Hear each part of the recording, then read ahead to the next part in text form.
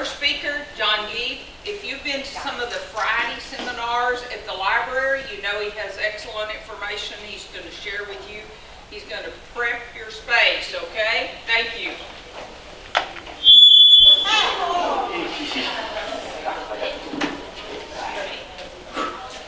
Get away from that. Okay, good morning, everybody.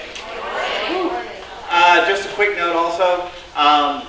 We are pushing capacity for this room, so if we need to, fire doors are there and in the back and that way. So, okay. Yeah, there's doors that way. I think this is the largest crowd we've ever had at one of these events. So, I'll be talking a little bit about when I think we've got so many people here today. My name is John Geib. I'm a Master Gardener. I've been a Master Gardener for about 8 years now. I got my formal official Master Gardener training in Midland. Moved over here a couple of years ago because I could not deal with the growing conditions in Midland anymore. Not that they're any better this year. So what we're going to be learning today, talk a little bit about why we're going to garden. There's a bunch of different reasons, and it depends on what you want to do. I'm going to sit there and look at what makes it difficult to grow in the big country here. There are a lot of challenges, so it's not a real easy place to grow, but you can grow a lot of food here if you want. Then we're also going to talk specifically about planting your garden and getting all prepped and ready to go for actually growing some stuff. Back in the olden times, we're talking 40s, 50s, early 60s, we were a much more rural community in the nation. Had a lot more land a lot of times. People actually lived on farms a lot more. Had a lot more room to grow stuff, so you could grow a very large garden and grow a large portion of your food that you're actually eating on your own land. The problem is, in the last 40, 50 years, we've gone to a much more urban setting where we're talking about lot sizes now of 65 by 120, a fifth of an acre instead of 5 acres. So it's now much harder to find space to get that really big garden. So a lot of times, we're not growing up much food, and we're going out to the store to buy it.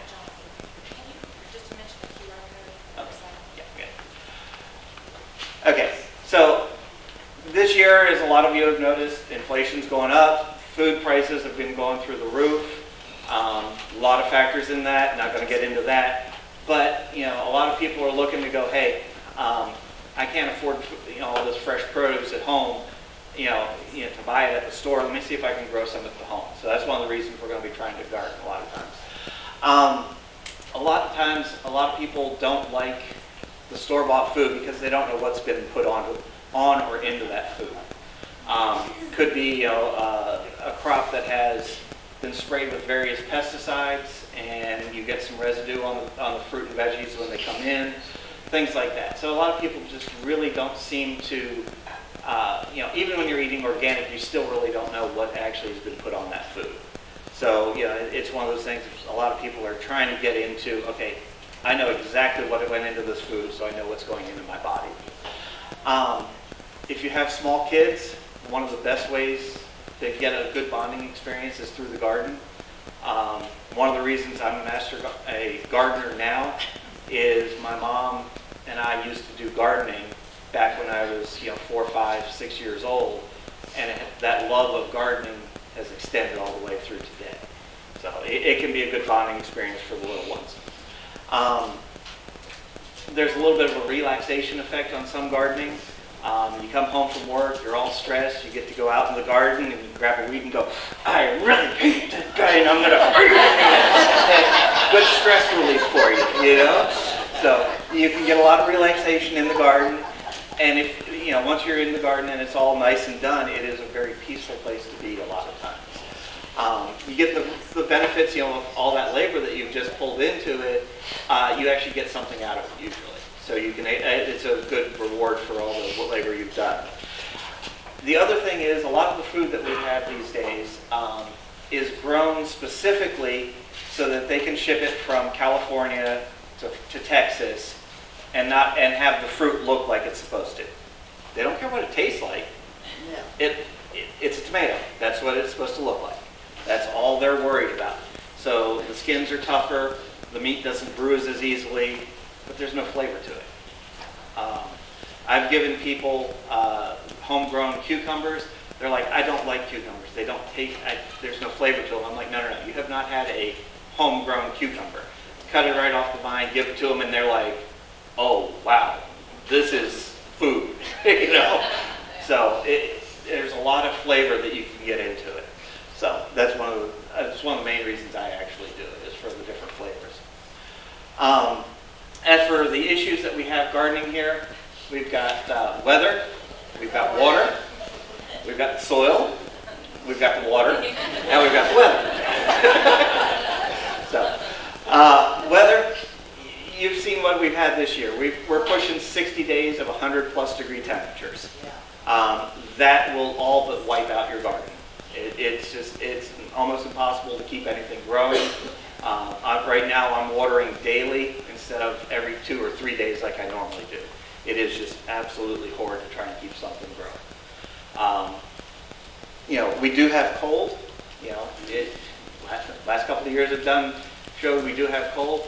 The thing is, most of our fruit crops are grown as annuals. That means we plant them in spring, and they're done and harvested, and everything's done by the fall. So the wintertime temperatures aren't really so much of an issue.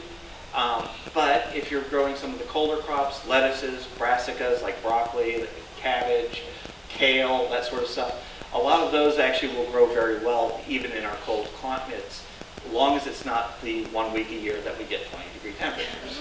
So, the other good thing about this, though, the good parts about this wonderful temperature curve, we have 220 days between our last frost and our first frost. That means not only can we grow a crop, we can usually grow 2 crops during the summer months, plus all the cold weather stuff we can grow over the winter. So we can grow a lot of food. Next is water. Now this graph specifically is from Midland, but it is very similar, just off by a factor of about 2 from what we have here. When we do get rain, we can get 3-4 inches of rain, sometimes in an hour. And then we won't get rain for another 6 weeks, or in this case, this year, 6 months. It is very typical for this area to be either in flood or drought. So this is one of the problems that we're going to have to worry about. So that means either we're definitely going to have to be able to irrigate our crops, and also we're going to have to sometimes think about, okay, we are going to get 4 inches of rain. What is that going to do to our tomato crop? You know, when we get 4 inches of rain, or even an inch of rain in the one day, a lot of times that'll blow your fruit up. It'll just sit there and crack and then go back on the vine. Our soil, if you live in the north side of town, you probably have sandy soil. If you live in the south side of town like me, you have clay. Neither of those are particularly good for growing vegetables as a base soil, so it needs to be amended. The other problem that we have with the soil is usually running about an 8 for a pH level. For growing actual crops, that's not too much of a problem. For select, all you have to do is select for the correct varieties. Richard's going to get into that a little bit later about what specific varieties we're going to talk about. But, you know, the other problem that comes in with that is nutrients, availability of nutrients into the soil.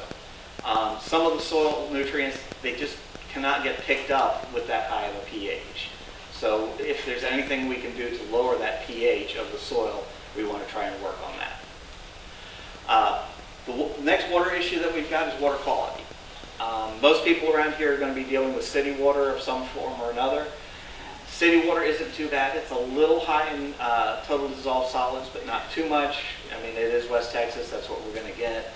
But if you're out in the country, you may end up on a well. And if you're on a well, you're going to have a very high salt content in your water, which could be a major issue if you're trying to water your plants with that. Best thing you can water your plants with is rainwater, if at all possible. Next is the weather extremes that we get. We aren't quite as bad as Midland with the blues that blow through, but we do have, you know, a lot of wind. I live on the south side where there's a lot of open area next to me.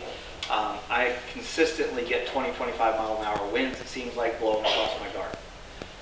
That can really damage some of the smaller plants, especially. Anything that grows tall has a tendency to get blown over unless it's supported. So, the other fun thing we get is hail. That picture on the left up there, left, is a tomato that I was growing on 2018. It was probably about early May, I say. Had a beautiful crop of tomatoes coming on, and we got 15 minutes of nickel-sized hail. Half of the crop looked like that. The other half of the crop looked like, oh, it didn't touch it. Oh, yeah, it did. It hit every single tomato on my crop, bruised it, or destroyed it. Anything that was bruised rotted on the vine. The rest of it, like this, I knew it was bad, so I just picked it off and threw it to the goats. It can be completely wipe out a crop. Luckily, I was able to keep the plants alive and was able to get a fall harvest out of those tomato crops. So when we're talking about planting our garden, we're looking at site selection as the first key thing. We want to go a couple of different things that we're going to look at when we're talking about site selection. First off, we need sunlight. All of the plants are going to need some full sun, at least part of the day. If you're looking at a leafy crop like lettuce or cabbage, something like that, you can get by with a little bit less sunlight, 4 to 6 hours of direct sunlight. If not, if you're looking at something like a tomato, you're looking at a minimum of 6 hours, preferably 8 to 10 hours of direct sunlight. One thing I did want to mention, Danielle mentioned it for me. At the end of the tables, we've got a little QR code. That will have a link to our website, which has all of our presentations put up there, and all of the notes and stuff too. So it's something if you need to take a look at that. Soil, we're looking for what's called sandy loam soil, which means it's fairly loose, compact. It drains well, but it's got enough organic material in it so that it is not completely sand and the moisture doesn't stay in that soil. Okay, and we're going to have to try and do that through amending the soil. Water source, low salinity, like I discussed briefly earlier. Rainwater is your best option. City water will probably be the next best option after that, and then a well. And then convenience. You usually want to try and put your garden as close as you can to the kitchen, believe it or not, because it's really nice to be able to go, oh, I need a tomato to cut up and throw into this dish I'm making. Walk right out the door, grab a tomato off the vine, throw it in your dish. It's always nice and handy.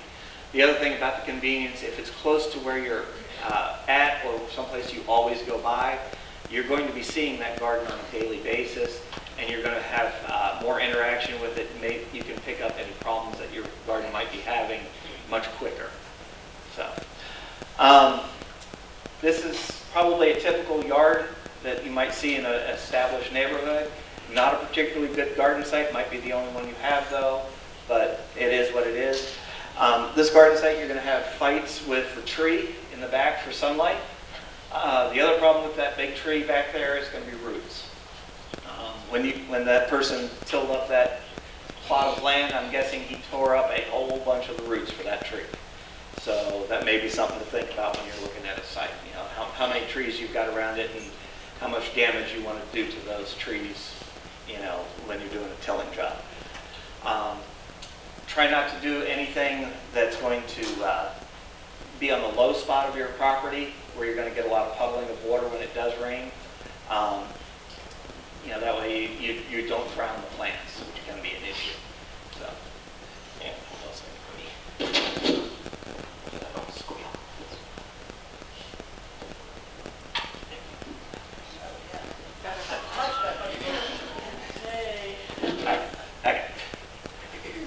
Okay, one of the best ways that we can do to prevent and offset some of those poor soil issues is do raised beds. This one particularly is done out of cinder blocks. These are not cemented together, they're just stacked. Cinder blocks will actually stack well and hold together up to about 3 or 4 high without any major problems. They make a very good garden bed, especially when you get them up to this height. 24 inches turns out it's just about the right size to go ahead and sit on while you're sitting there gardening. So, works real well. If you're going to do a raised bed, minimum is about 6 inches. Some of your smaller crops, lettuces, that sort of stuff, 6 inches is about all the root space they need. If you're talking things like carrots, you need up to about 1 foot of depth. Tomatoes, their root systems can go 2, 3, 4 feet deep if need be. But as long as they have a couple of feet of soil depth, they're good. If you're going to fill one of these things, you'll find that it gets rather expensive if you're buying in dirt. So a lot of times what you can do in something like this, you can throw in branches, dead branches off your trees, all your old junk mail for the last year or two, just kind of pour it in on the bottom. Bark mulch that if you get from like the city, just something to fill up the bottom little bit. Over time, that will compost down naturally and turn into a good soil base. But you can, really help prep that bed by filling it halfway up or so with other materials that are going to decompose over time. And then fill the top half at least with really good soil. Now that good soil can be a mix of like a topsoil and compost with maybe some vermiculite in it, or perlite, something along those lines. So that'll work pretty good for you. The more compost you have in a bed like this, the better it is, really. That's one of the best things you can do for your gardens. All right, we've got our site selected. Now we start planning out the actual garden itself because we know about where it's going to go. There are a bunch of places online where you can get these little garden planners, or you can do it by hand. That works well. Pen and paper works real nice. As you'll see here, the guys planned out a pretty decent setup. Garden's well laid out. Got a fence around it. The fence will keep rabbits out if you do it correctly. It'll also keep out things like dogs. Not so much cats, but we'll usually keep out the dogs unless they really dig under the fence. So it's useful to keep some of the pests out of your garden, including maybe the neighborhood kids. So they've got a little water source. Looks like they're probably doing rainwater harvesting on here. We can see the 2 black barrels up on the top right. But notice that they've got a spigot inside the fence line so that they can easily access that water to water their plants. Bottom right over there, they've got, it's listed as either a compost bin, worm bin, something along those lines. As you're going through the year, you'll harvest out stuff, clip off dead, branches that you don't need or whatnot. And if it's real nice to have that compost bin or someplace to store all of that plant material that's going to get composted for next year, off right there, easily accessible. Another thing that works real well is to have some sort of tool storage out there for a small spade, some clippers a lot of times, things along that line. Gloves go nicely out there, so you can always remember where your gloves are. The one thing to remember, if you do something like a standard mailbox, which a lot of people say, oh yeah, put a mailbox out there to keep everything nice and dry, they are not airtight, so you'll get bugs in there a lot of times, specifically spiders. And so if you leave your gloves in there, a lot of times when you go to reach in there, you're going to be grabbing at spiders. So if you want to put your gloves in there, that's great. Just remember, the more airtight it is, the less chance you're going to find little critters running around in your gloves. As you see, they've actually pulled out, each bed's labeled well to what you're going to use. This works well for planning for not only this year, but for next year or the next season, so that you can go, okay, this is what I did this season. Next season, I have to rotate my crops, so I can't put this plant here. I have to move it somewhere else. So this is a nice garden layout. As you can see, it's got a nice, big, wide walkway right down the middle. It's about at least 3 foot. 4 foot's a little better. That way you get a little room to maneuver. Allows you to bring in a wheelbarrow full of material if you need to, which is very handy. And if you do really good on your garden, it gives you a wheelbarrow to haul out all of your produce. As you notice, the walkways in between the actual garden beds are very small. You really don't need a lot between them, just enough for you to be able to get in there. A lot of times squat down if you don't have raised beds. The one thing you'll find that, you see this big plant here, it's kind of blocking the pathway. So if you are going to do the narrow pathways, remember that if you plant stuff fairly close to the edge of the bed that's bushy, you may end up having to kind of walk through the bush a lot of times when you're going through that narrow path. beds are about 4 foot wide. Why are they 4 foot wide? Well, because I can reach about 2 feet without too much stretch. Okay, so from one side I can reach 2 feet to the middle of the bed. From the other side I can reach the other 2 feet. That way I'm not having to kind of crawl into the bed to get anything in the middle of the bed. This makes it nice because you're not compacting that soil and doing any damage to the plants trying to climb through your vegetable garden. The one thing that they didn't do very well in this garden is up here in the upper right. They've got that beautiful rose bush that is shading out that one corner. Okay, I'll take that beautiful rose bush over a few square feet of garden space being shaded out. Now, around here, that much shade, you could probably still put some lettuce or something like that, something that can take a little bit more, it doesn't need quite as much sun, and that way it works pretty well for growing everything in all the spots. That rose bush will bring a lot of bees into your garden, which is actually very useful for you to help pollinate all of your plants. Placement can be an issue. Remember, we're looking at getting 6 to 8 hours of sunlight on some of the fruiting plants. So if you plant something very tall on the south side of something, it's going to shade those things that are to the north. So you want to try and plant all the tall stuff more towards the north edge of your beds, and also to the west. Because what you can do a lot of times is you'll plant stuff to the west that's tall, and it shades the hot afternoon sun from some of the stuff that may not need all that sunlight. Okay, so now we're actually getting into the actual full garden prep. Got 4 basic steps that we need to think about. Actually preparing the bed, adding amendments to the bed, talk about how we're going to do the irrigation, and then talk about fertilization. Okay? Now, when we're talking bed prep, a lot of people look, just grab a rototiller, till it up. That's fine. Tilling works very well to get stuff prepped.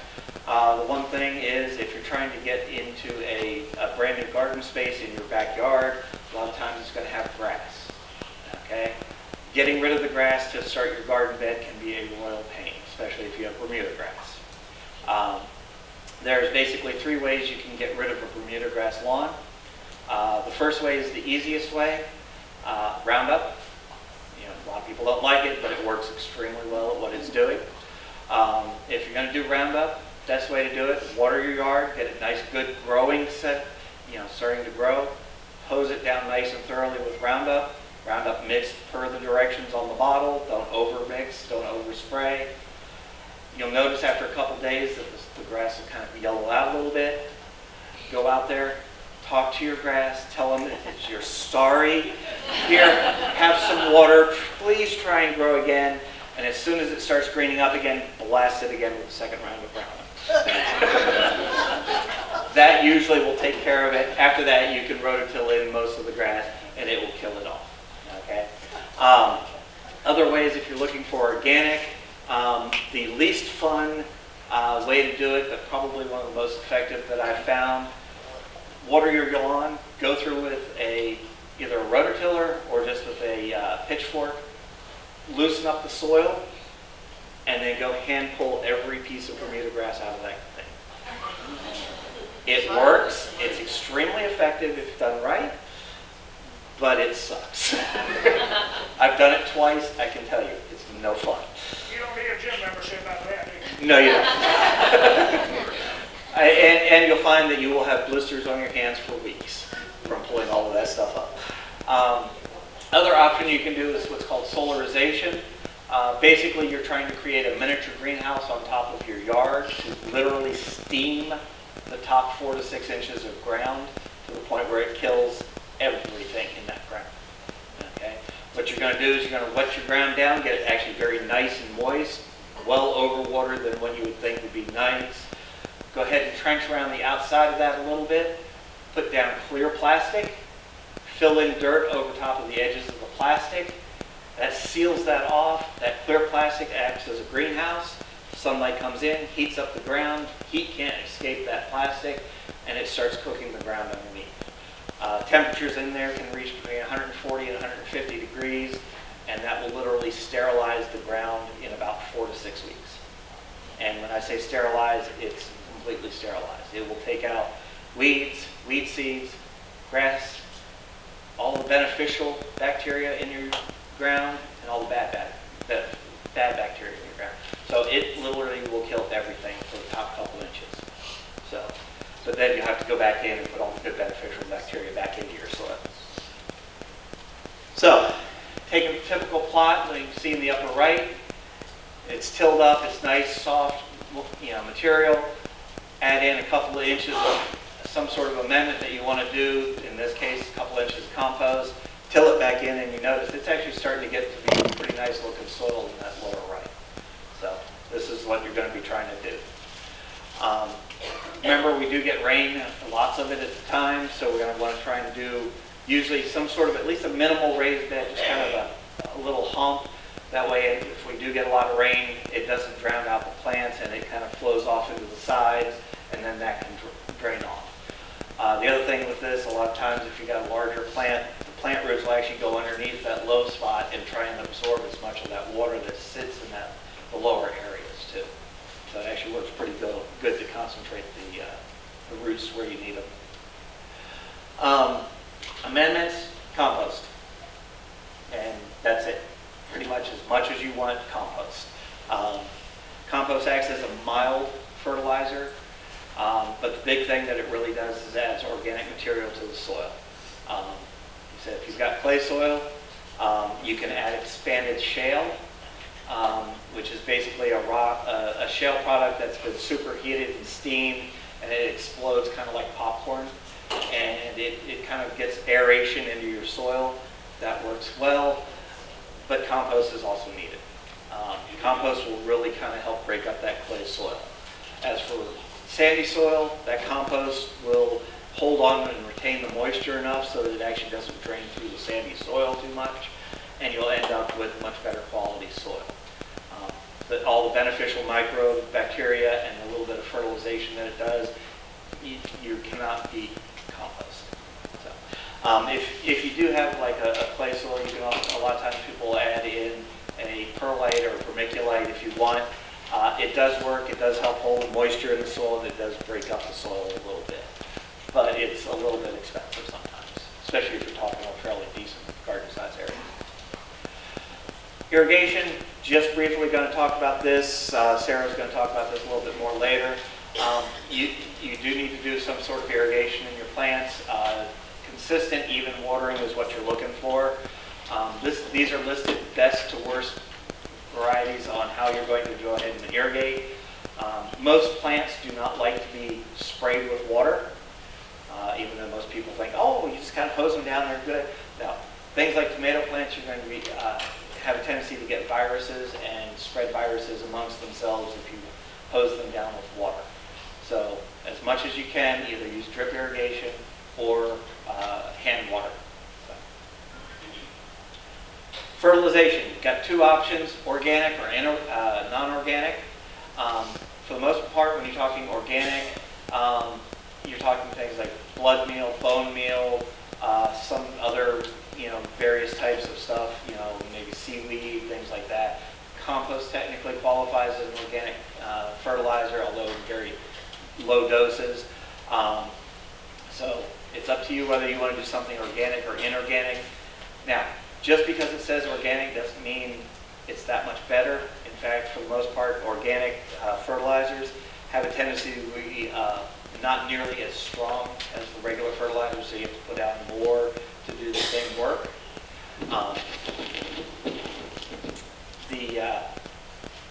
When you're talking non-organic fertilizers, a lot of times you're talking things like ammonium sulfate for nitrogen source. These are actually a salt-based fertilizer. The minerals that you're looking for, the nitrogen, phosphorus, potassium, are baked into a salt-type solution that works well because it's dissolved in water. It can be spread easily, but it is salt. If you're going with salty water, especially like from a well, an inorganic fertilizer a lot of times will end up with a very large salt load into your soil. You have to be very careful with that. When you're doing fertilization, one of the key things to think about is you can either broadcast it or spread it out just around the plants that you want to do. A little bit of a money savings if you do it right around the plant, but depends on how you're going to be doing this. If you're going to do like a large garden, if you're doing raised beds, it's not as much of a problem because you can fertilize the whole bed and the roots will eventually get to those nutrients. If you're talking a large ground plot, a lot of times those are going to have problems. It's a lot of area, a lot of it won't be taken up with the actual fertilizer, so you may want to just concentrate around the plants. All of your fertilization should be based off of a soil test kit. We do have soil test kits here at the extension office that you can get.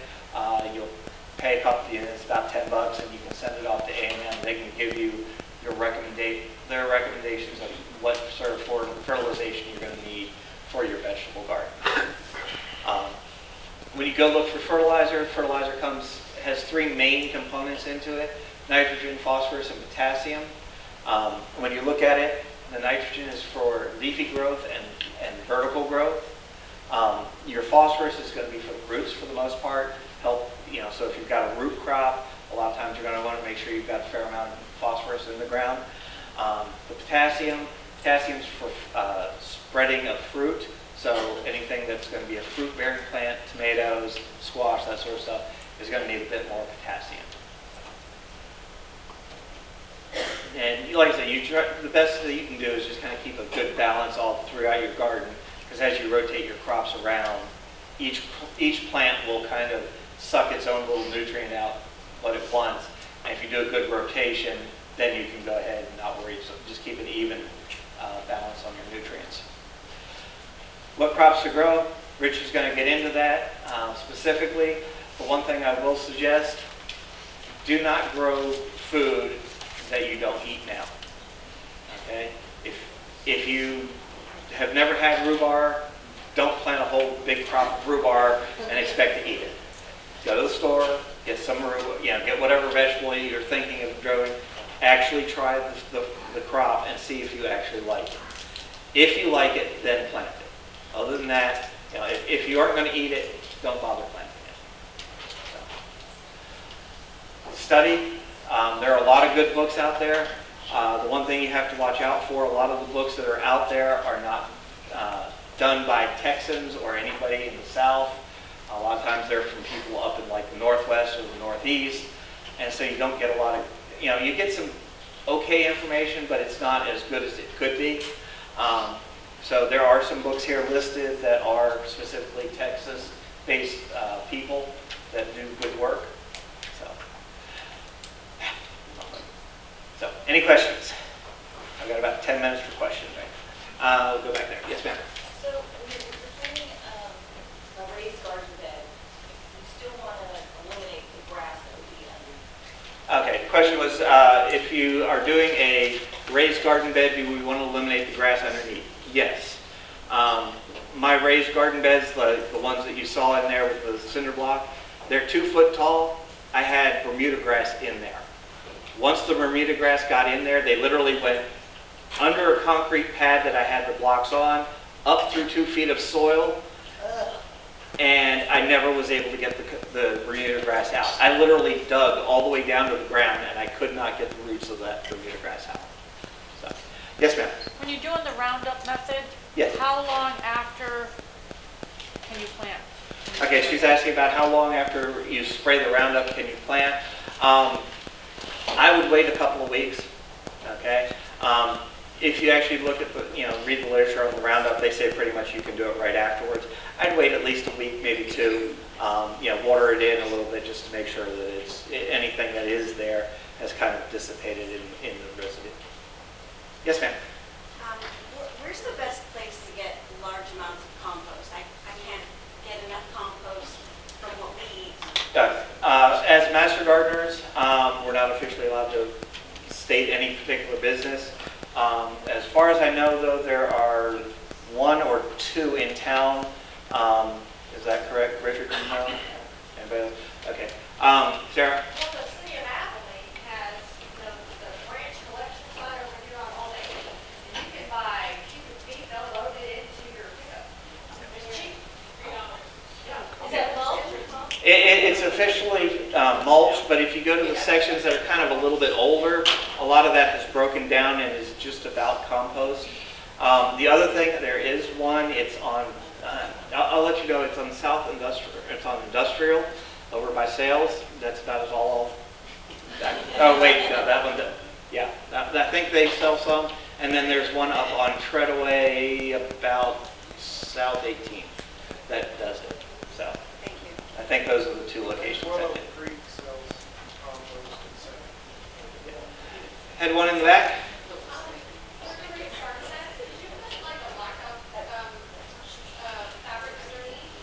Okay, asking if we can put a fabric underneath the raised garden bed. Is this to keep the grass out? Bermuda grass will grow through concrete. So, yeah, that's not going to help. Now, usually when I do a brand new raised garden bed, I will put some sort of a weed fabric underneath. But you do want it to be at least somewhat porous, because as it does water, you do want that water to actually be able to drain out so it doesn't fill up and create a big bathtub for your plants. Other questions? Yes, ma'am. Would you mind just going back to the previous slide? Thank you. Yes, ma'am. I live in the middle of poppy fields, and they seem to pick the days when it's the windiest and blows onto my property. Just to spray the Roundup? Yeah. Yeah. So, how far do I have to worry about drift? Drift for Roundup can be, especially on the good windy days, can be a significant distance, quarter, half mile, that sort of stuff. What you may want to do is maybe plant some trees, or maybe build a fence right next to your garden. See if you can kind of block some of that from coming over. I have my garden behind my house and my laptop, so Yeah. hopefully. Yeah, anything you can do to try and keep that from drifting in would be. Yes, ma'am. Do you use eraser for weeds? No, I have not. A lot of the products that if you look at, she's asking specifically about eraser. I've never been able to do it. A lot of them will be glyphosate, which is Roundup. Okay. The other option that a lot of the weed killers is just strictly broadleaf weed killers. Now, one thing I will mention on the broadleaf weed killers, Roundup, this isn't as much of a problem, but the broadleaf weed killers have a tendency to have a very long life in the soil. So even to the point where if you spray some weeds, throw those weeds in a compost bin, heat that up to a really good hot compost and let it sit there for 6-8 months, sometimes that broadleaf weed killer will still be active in the compost that you might put in. So it takes 3 to 4 years for some of that broadleaf weed killer to actually dissipate out to the point where it's no longer a problem. Yes, sir. I believe I read that eraser is good for about a year. Okay. How large that's several years ago. Okay, he's saying that eraser is good for about a year, which means it would be a more persistence type weed killer, which means that if it's going to be used around the garden, you've got to be real careful with it. So, yes, ma'am. So if you're doing a garden and you have a whole bunch of insects that are not for your garden, what's the best way to get away from your garden without using pesticides? Okay, she's asking about insect control. Sarah's going to be working on that on the third presentation. Yes, ma'am. You were talking about in the round of maybe Rubens crops. Yes. Do you do anything like that in raised beds? No, not in the raised beds. The raised beds by nature, you're going to be building a soil that's very drains very well anyhow, so it's going to go ahead and drain out pretty Some of quickly. us haven't had the experience Yeah. of rain. Yeah, I know. But think about it. 2011, 2021, 2022.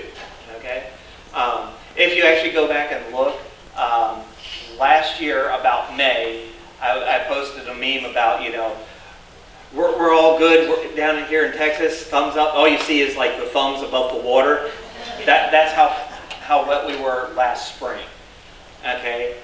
And then July hit, and we basically we have had literally the driest 12-month period since then.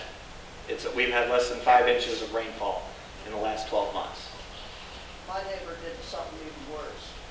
They planted Bermuda grass and the seeds came. Yeah. Yeah.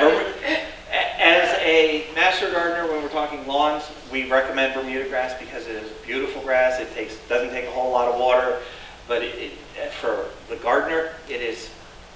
Yeah. Ugh. So, yes, ma'am. So this year in a flower bed, basically. Yes. You planted zucchini, yellow squash, and green beans Yes. together. Do we still need to do crop rotation for next spring, or? Okay, she's talking about crop rotation for small garden bed that you did with green beans and squash and zucchini. Okay, the squash and zucchini are both cubits from the cubit family. The beans are nitrogen fixtures, so it's not too much of a problem. If you've got a small garden space, crop rotation can be very, very hard. What you'll have to fight with then is possibility of diseases and stuff. You can actually not worry about crop rotation, but understand that your pest loads may increase over time to the point where you may have to like hold off a year or something, just to try and break that pest cycle. Diseases and stuff can also build up, especially wilts and things like that. That's going to be your big problem, so you might have to, see what you can deal with that. So, but it's for a small garden, a lot of times if you keep the nutrient levels good, you should be all right to go ahead and keep using that same space. Yes, ma'am. So what do you consider a small garden or a medium garden when you start talking about footages? When you go back to the garden that I was looking at there, that's probably about as small as you can get and still do crop rotation. There was, 5 or 6 beds where you could actually probably rotate around. Okay. So that you need 3 to 4 beds that you're working with to do your crop rotation if you want to do a full crop rotation type thing. So. Yes, ma'am. So I have 3 little chickens, and I've been with them, and I've been saving this shavings and Yeah. chicken Yep. manure. My husband thinks I'm crazy, but I just tilled it into a small flower bed area that Yep. I'm not using, because I thought, okay, I need to throw some compost in there, but Yep. I don't know what I'm doing. How long do I wait? I was thinking, okay, maybe I'll do something. Okay, she's asking about putting chicken manure straight into the garden. Chicken manure is a very hot nitrogen source. It's also very high in salts, something to think about. It is some of the best stuff you can use for compost as your nitrogen source. But tilling it straight into the garden, you're going to need to wait at least 60 days, preferably 90, to have that break down enough that it's not going to be a damage to your plants. And we had a question a little bit further. Yes, ma'am. Yes. So if you have a finite raised bed, you need to change, you can't have rotation. Is there a value in changing your plant selection?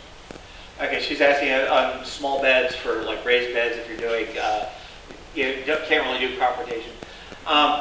It's good if you can rotate out different varieties, not necessarily varieties, but different families of plants. So cubits, which involves all the melons, the cucumbers, a lot of the squash, that sort of stuff. Put in some nightshades like eggplant or tomatoes.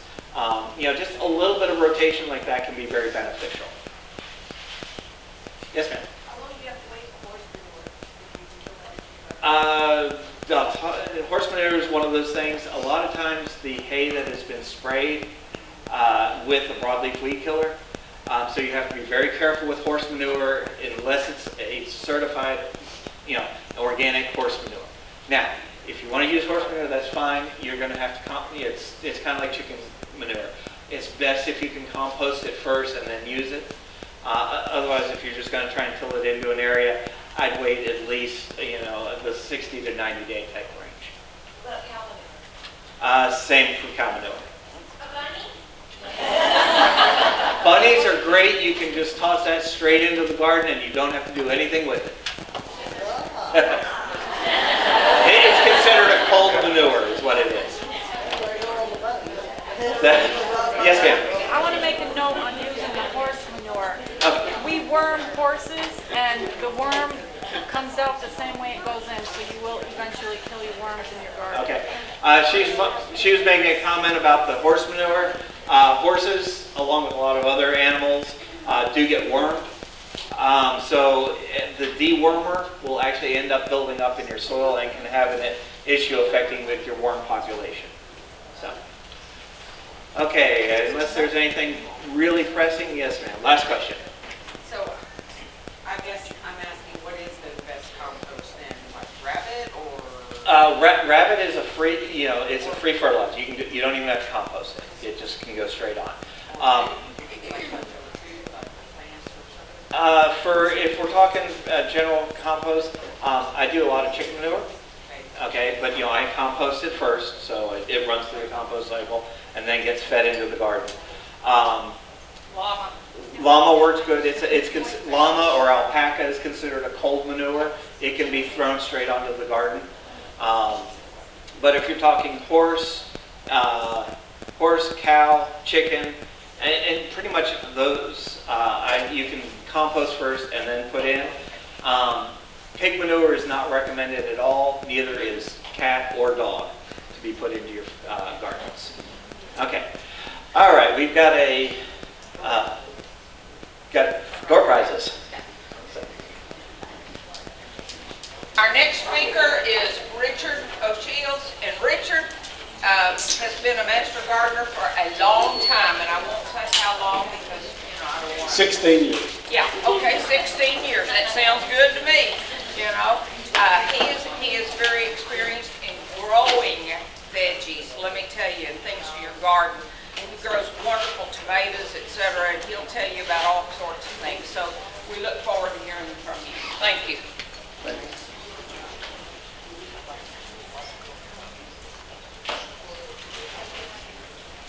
So just a reminder, the QR code at the end of the table. I don't have anything prepared for up here today. So Can I say something? yes. Also, you don't have to use the QR code if you don't like QR codes. If you visit just the website, which is the bcngtx.org, and you click on that Growing Your Own Garden flyer, it'll take you to the Saturday seminar page where the links are to all the presentations, okay? So QR code's just sometimes faster with your phone, but you don't have to use that. And also, I'll be giving web information for my printout. Because mainly what I'm going to talk about is just the whole vegetable, fruit, and herb growing. And what I like to start out with is the spring and fall planters growing guide. So the first one I have is from the Aggie Horticulture. So all you have to do is Google Aggie Horticulture and then ask for the spring planting guide. And it gives you the information on when you need to plant certain vegetables and herbs in the spring. Also, there's one in the fall. And then I found a neat one. My grandfather, he is the reason I garden. When he died in 1981, he was 81 years old. He didn't have running water at his house. Oh, wow. He had a well about 200 yards from his house. He had a barrel that he'd put on a skid. He had a tractor, and his water, every bit of his water he'd pull it. And then his garden was right beside of it. He had a vegetable garden every year. Now, we were raised in Auckland, which is about 30 miles southeast of here. So there's a little bit more rain in that area, but he watered it by hand, everything. So 81 years old, he and my grandmother, they canned and put it in a cellar. Just great people.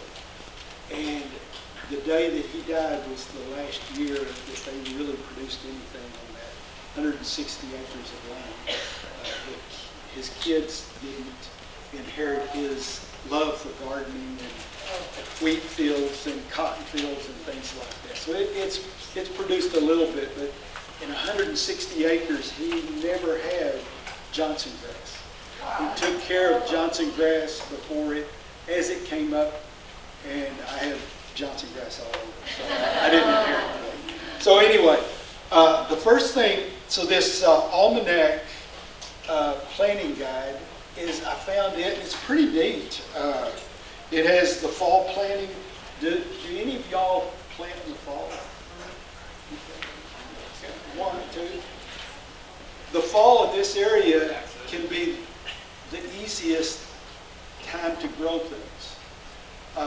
One of the things about your plants right now, if you have vegetables still growing, like tomatoes, let's say your tomato production is over with, the object is to keep your tomatoes growing, cut them back a little bit, hit them with fertilizer, hit them with, keep watering, because as it cools down, the tomatoes start producing again. So, I'm sorry? I don't know. I don't have an answer for that. But last year, if you remember, the spring was wet, but it was also It was about 2 weeks. yeah, but it was cooler than normal. It was in the 80s and 90s. My tomatoes just produced like mad. And then as it warmed up in July and August, they went dormant again, and then they came back out. I ate my last tomato on February 28th of this year.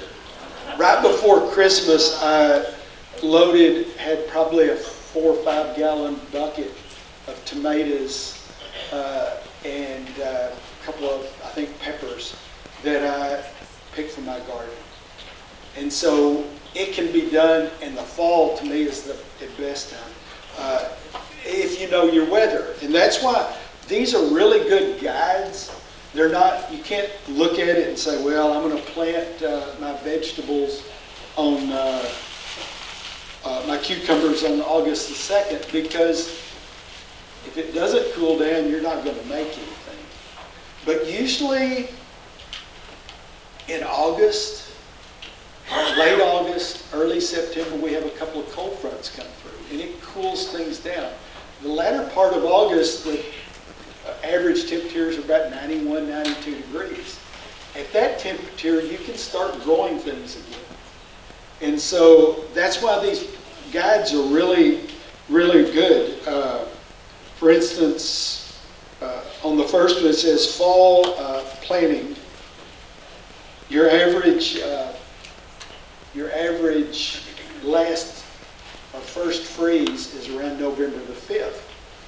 But a couple of years ago, we had, on October 31st, we had 20 degrees. That can wipe out just about everything, unless you've prepared. And so that's what we're going to talk about, a little bit about preparation and things like that. Also, a few years ago, 2 straight years, we had freezes right around first week of May. I live east of Abilene, and it's usually about 3 or 4 degrees cooler in mornings during the spring and fall and winter than it is here. So when the weatherman says it's 35 degrees, here it's usually 31 degrees. So I have to prepare for my spring crops that I've grown. And so that's part of the gardening, the fun part of gardening. I like to play with Mother Nature's thought process, because Mother Nature has ideas on this 80 something days of over 100 degrees this year. We'll probably break the record, but that's okay. If you've prepared and you take care of things, then you're okay. So I don't know, the weather started interesting me when I was young.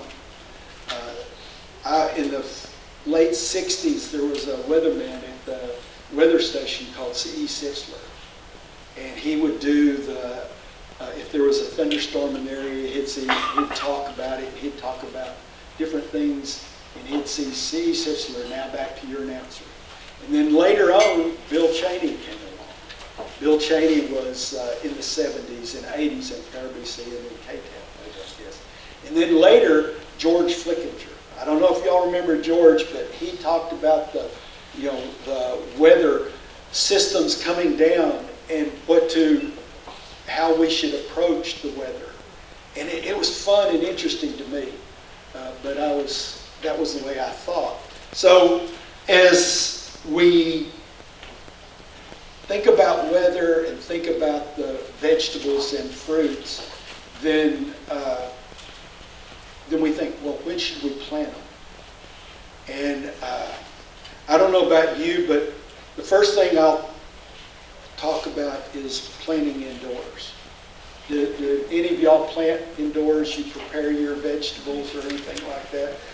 This is a dill plant, and it's primarily been indoors. So I let it go outside for a couple of weeks, and the wind blew it as it was coming up.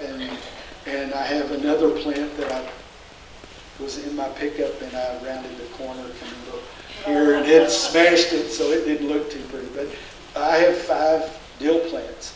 I'm waiting for it to cool down a little bit because my wife wants dill. So a couple of years ago, I bought this grow light, LED grow light from Lowe's. Lowe's is the place I like to buy things from. I'm not supposed to say where I bought this, but I don't care. Lowe's, this is an LED light, and I usually start vegetables before, especially tomatoes, before I plant them, so that I can pick the tomatoes that I want. Because a lot of times the different nurseries around town, they'll have expensive vegetables, and I'm cheap. So I can buy a bag of tomatoes. I have a grow mat that I heat up during the winter, and then I put starter. I just use commercial starter fertilizer. Put it in here, and then you can buy these with the plastic top on here. I bought this one separate because it's a little bit thicker than the ones that you buy at the store. And then I'll put it in here, put the plastic over the top, put the seeds in, heat it up, and it depends on what type of seed it is.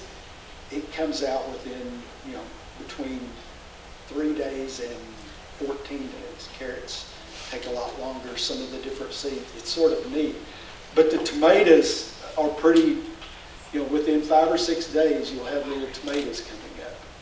And then I will transfer them over to these Jiffy pots, and which fit in perfect in these also. And after they start coming up, I put them in usually it's dark area. I don't put them in light, but once they come up, I'll put them under my grow light. So I have 3 different grow lights. I have just the old-timey one that I've had for years and years. And then you put them in the grow light. It tells you the directions on what type of strength that grow light is to how deep you have to, or how high you have to put the light from the plant. And so this one, it's about I have 2 of these now. This is about 7 or 8 inches from the grow light. And it started, about this big when I really brought it in the house. And now it really looks good. It got a little bit too close to the light, so there's some problem here. But I raised the light up. The neat thing is you can go on YouTube and Google the different type of growing lights and things like that, and things that you can grow. One guy had a closet that he had his grow lights, and he grew cucumbers, hundreds of pounds of cucumbers inside with a grow light. So this one here is for seeds and greens. So it's an all-purpose light. So there's different ones that are just for seeds, and others for greens and seeds that you can use during the production. So I could really have tomatoes inside if I wanted to, because this year I planted the tomatoes a little bit earlier, and I was actually putting flowers on the tomatoes before I put them out. And so what you can do is get your brush, a small brush, and go to your all the little flowers and go from one to the other, the same type of tomato. You don't want it mixed up, but then you can use your paintbrush or a little brush, and just when the flowers open up really good, then you can just go from one to the other, and you can pollinate them. So you don't have to worry about the bees and things like that. You can also do that with tomatoes. I listened to a podcast a few weeks ago that said that if you do that with tomatoes, even now when it's real hot, go out in the mornings if you have tomatoes that are blooming, but because it's so hot, the blooms fall off, you can go out and use the brush to put on your tomatoes and pollinate them, and it helps pollination. Because once it gets too hot, then tomatoes just stop producing. Any questions right now? Yes, ma'am? Yeah, just any little paintbrush. My wife has some of the small ones, and I wouldn't use a big one, but just anything, just an artist brush would be okay, but a regular paintbrush. Or you can shake them if you want to. Get the tomato plants and just shake them a little bit. And that's that pollination. But they say do it in the mornings as early as you can, so it's as cool. Yes, ma'am.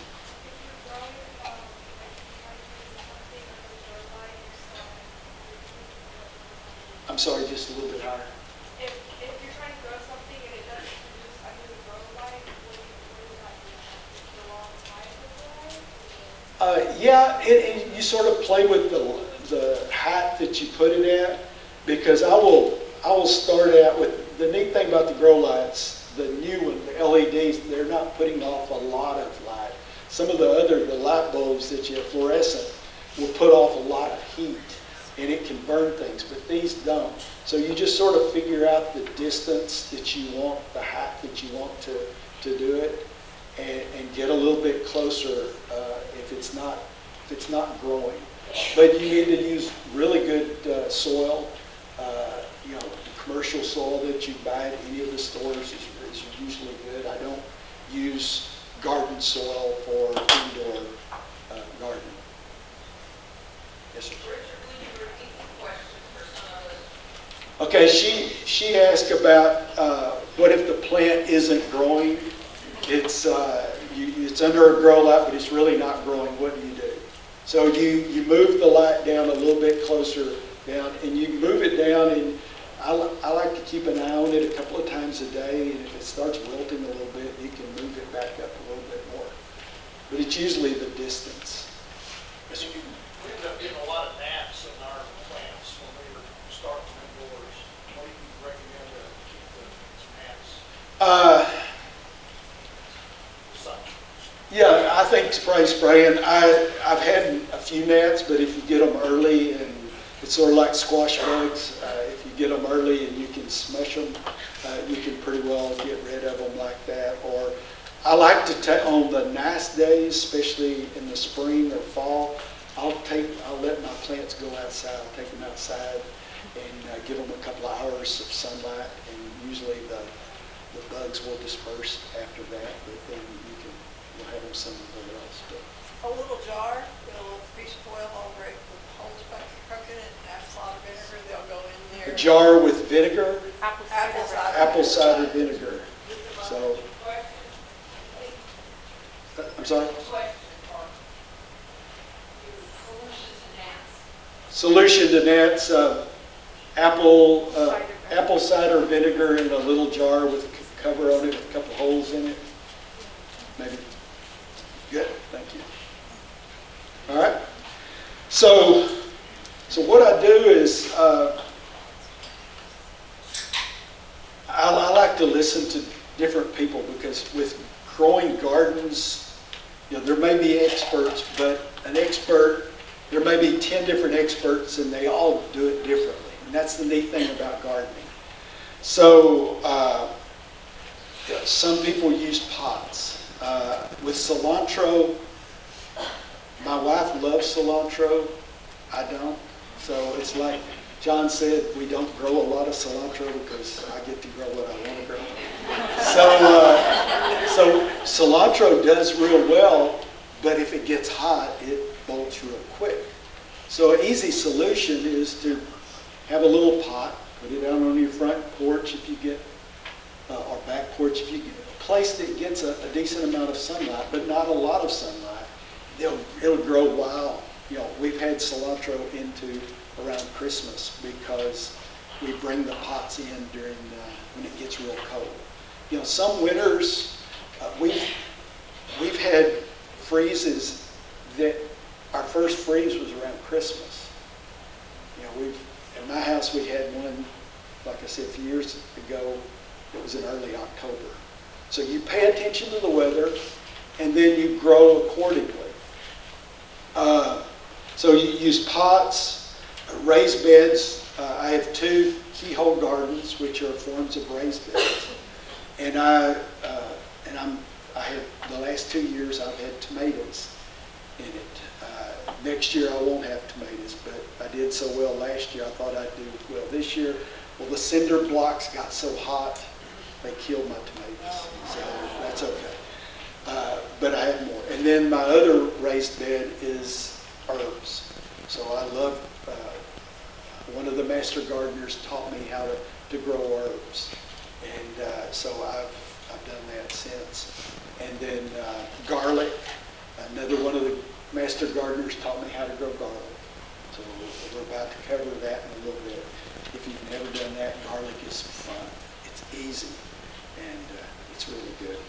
You don't have to worry about all the chemicals that go into it. So raised beds, grow bags. There's people that you can buy the grow bags, but same thing with pots and grow bags. You have to water quite often. And then hydroponic, we won't go into that, but some people do that. So those are the things that we work on the gardening standpoint. We figure out where we're going to grow things. First thing you do is you look at your environment.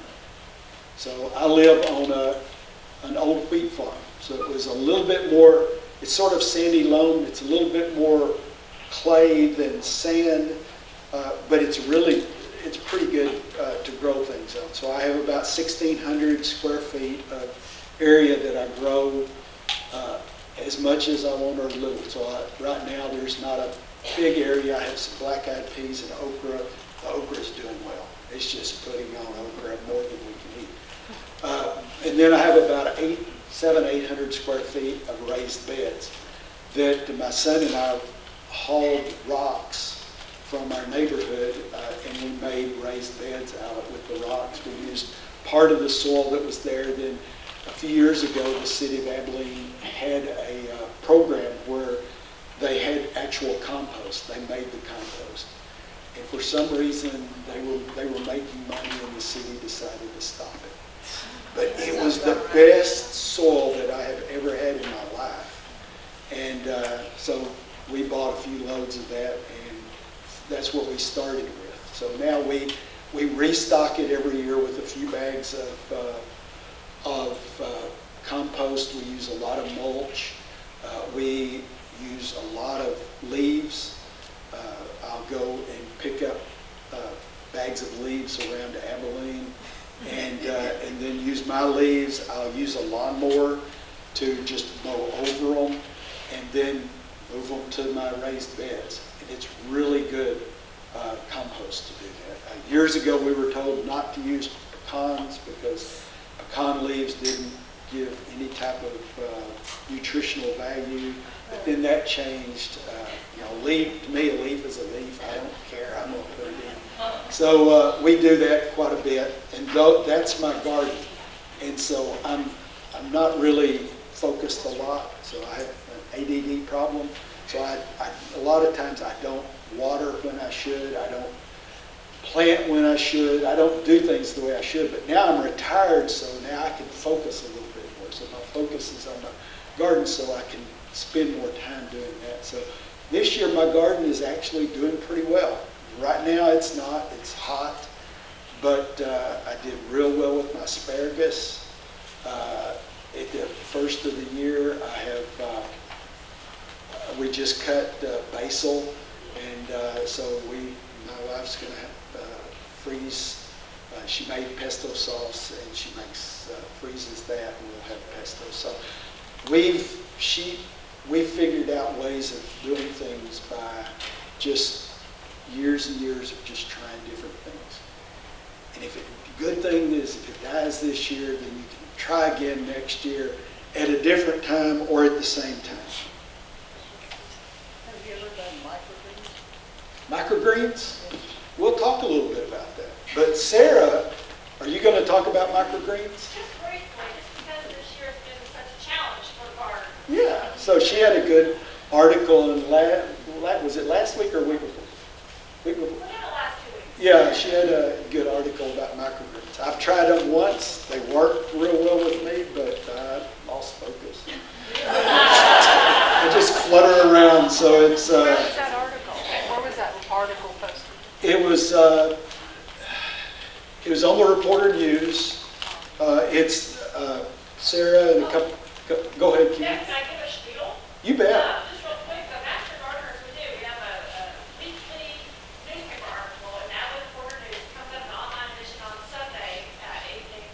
But I think it's in the printed paper on Mondays. But thank you.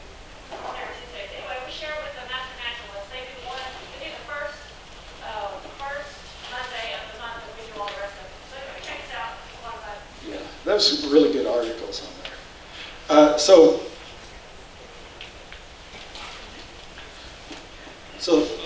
my favorite is tomatoes. So, and I've done pretty well. My grandmother raised porter tomatoes years ago, and I would go over to her house, and she had a big box full, and we just eat them with salt. So I started with porters, and so I've moved over the years to different ones. A couple of years ago, Sarah did a program on growing different tomatoes, and she grows some of the big tomatoes, and she's had really good luck with that. Maybe she'll cover it a little bit. But so last year I tried that, and the weather was perfect for them, and did real well with some of the beefsteak and Cherokee purple and things like that. So, but my favorite tomato is Juliet hybrid. Probably 7 or 8 years ago, I was talking with one of the master gardeners here, and he loved tomatoes, and I love tomatoes, and he's from Australia. Really neat guy to talk to, and we were sitting talking. I said, I found this new tomato that I planted the seeds and grew it and raised it. And this summer, I just had all the tomatoes that I could ever want. And he said, I did too. And we talked, and he said, well, what was your tomato? And I said, Juliet hybrid. He said, mine was too. And so, without knowing it, it was our first year. And a few years ago, a lady at work, I told her that I had some tomato plants that she wanted, would she like to take? She said, yeah, I'll take a couple of them. So I gave her 2 Juliet hybrids. Well, something cut off one of them, and it died. And I said, well, you want another one? She said, no, I'll try to see if I can grow one. I haven't grown tomatoes in 20 years. By the end of the year, that one tomato plant was, she said, as big as a Volkswagen. And she was giving away tomatoes. And it was in the backyard here in north part of Abilene that she had never tried to grow vegetables in the 10 or 15 years she lived there.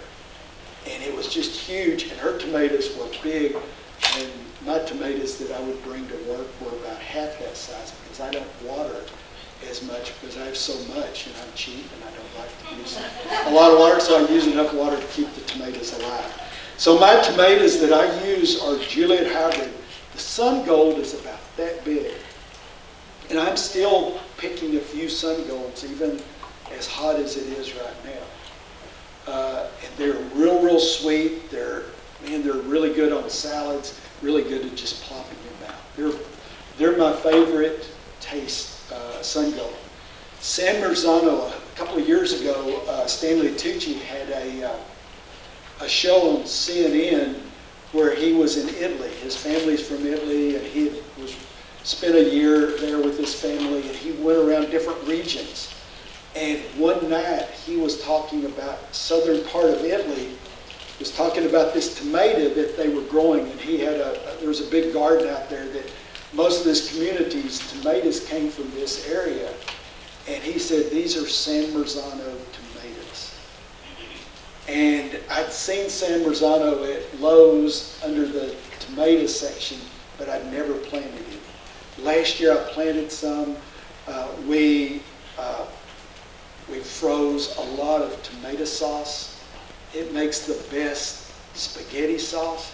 There is a huge difference between regular, especially what you buy, and the tomato sauce that the San Marzano tomatoes put on. It's just unbelievable. They're not great to eat, but they're tremendous to make sauces with.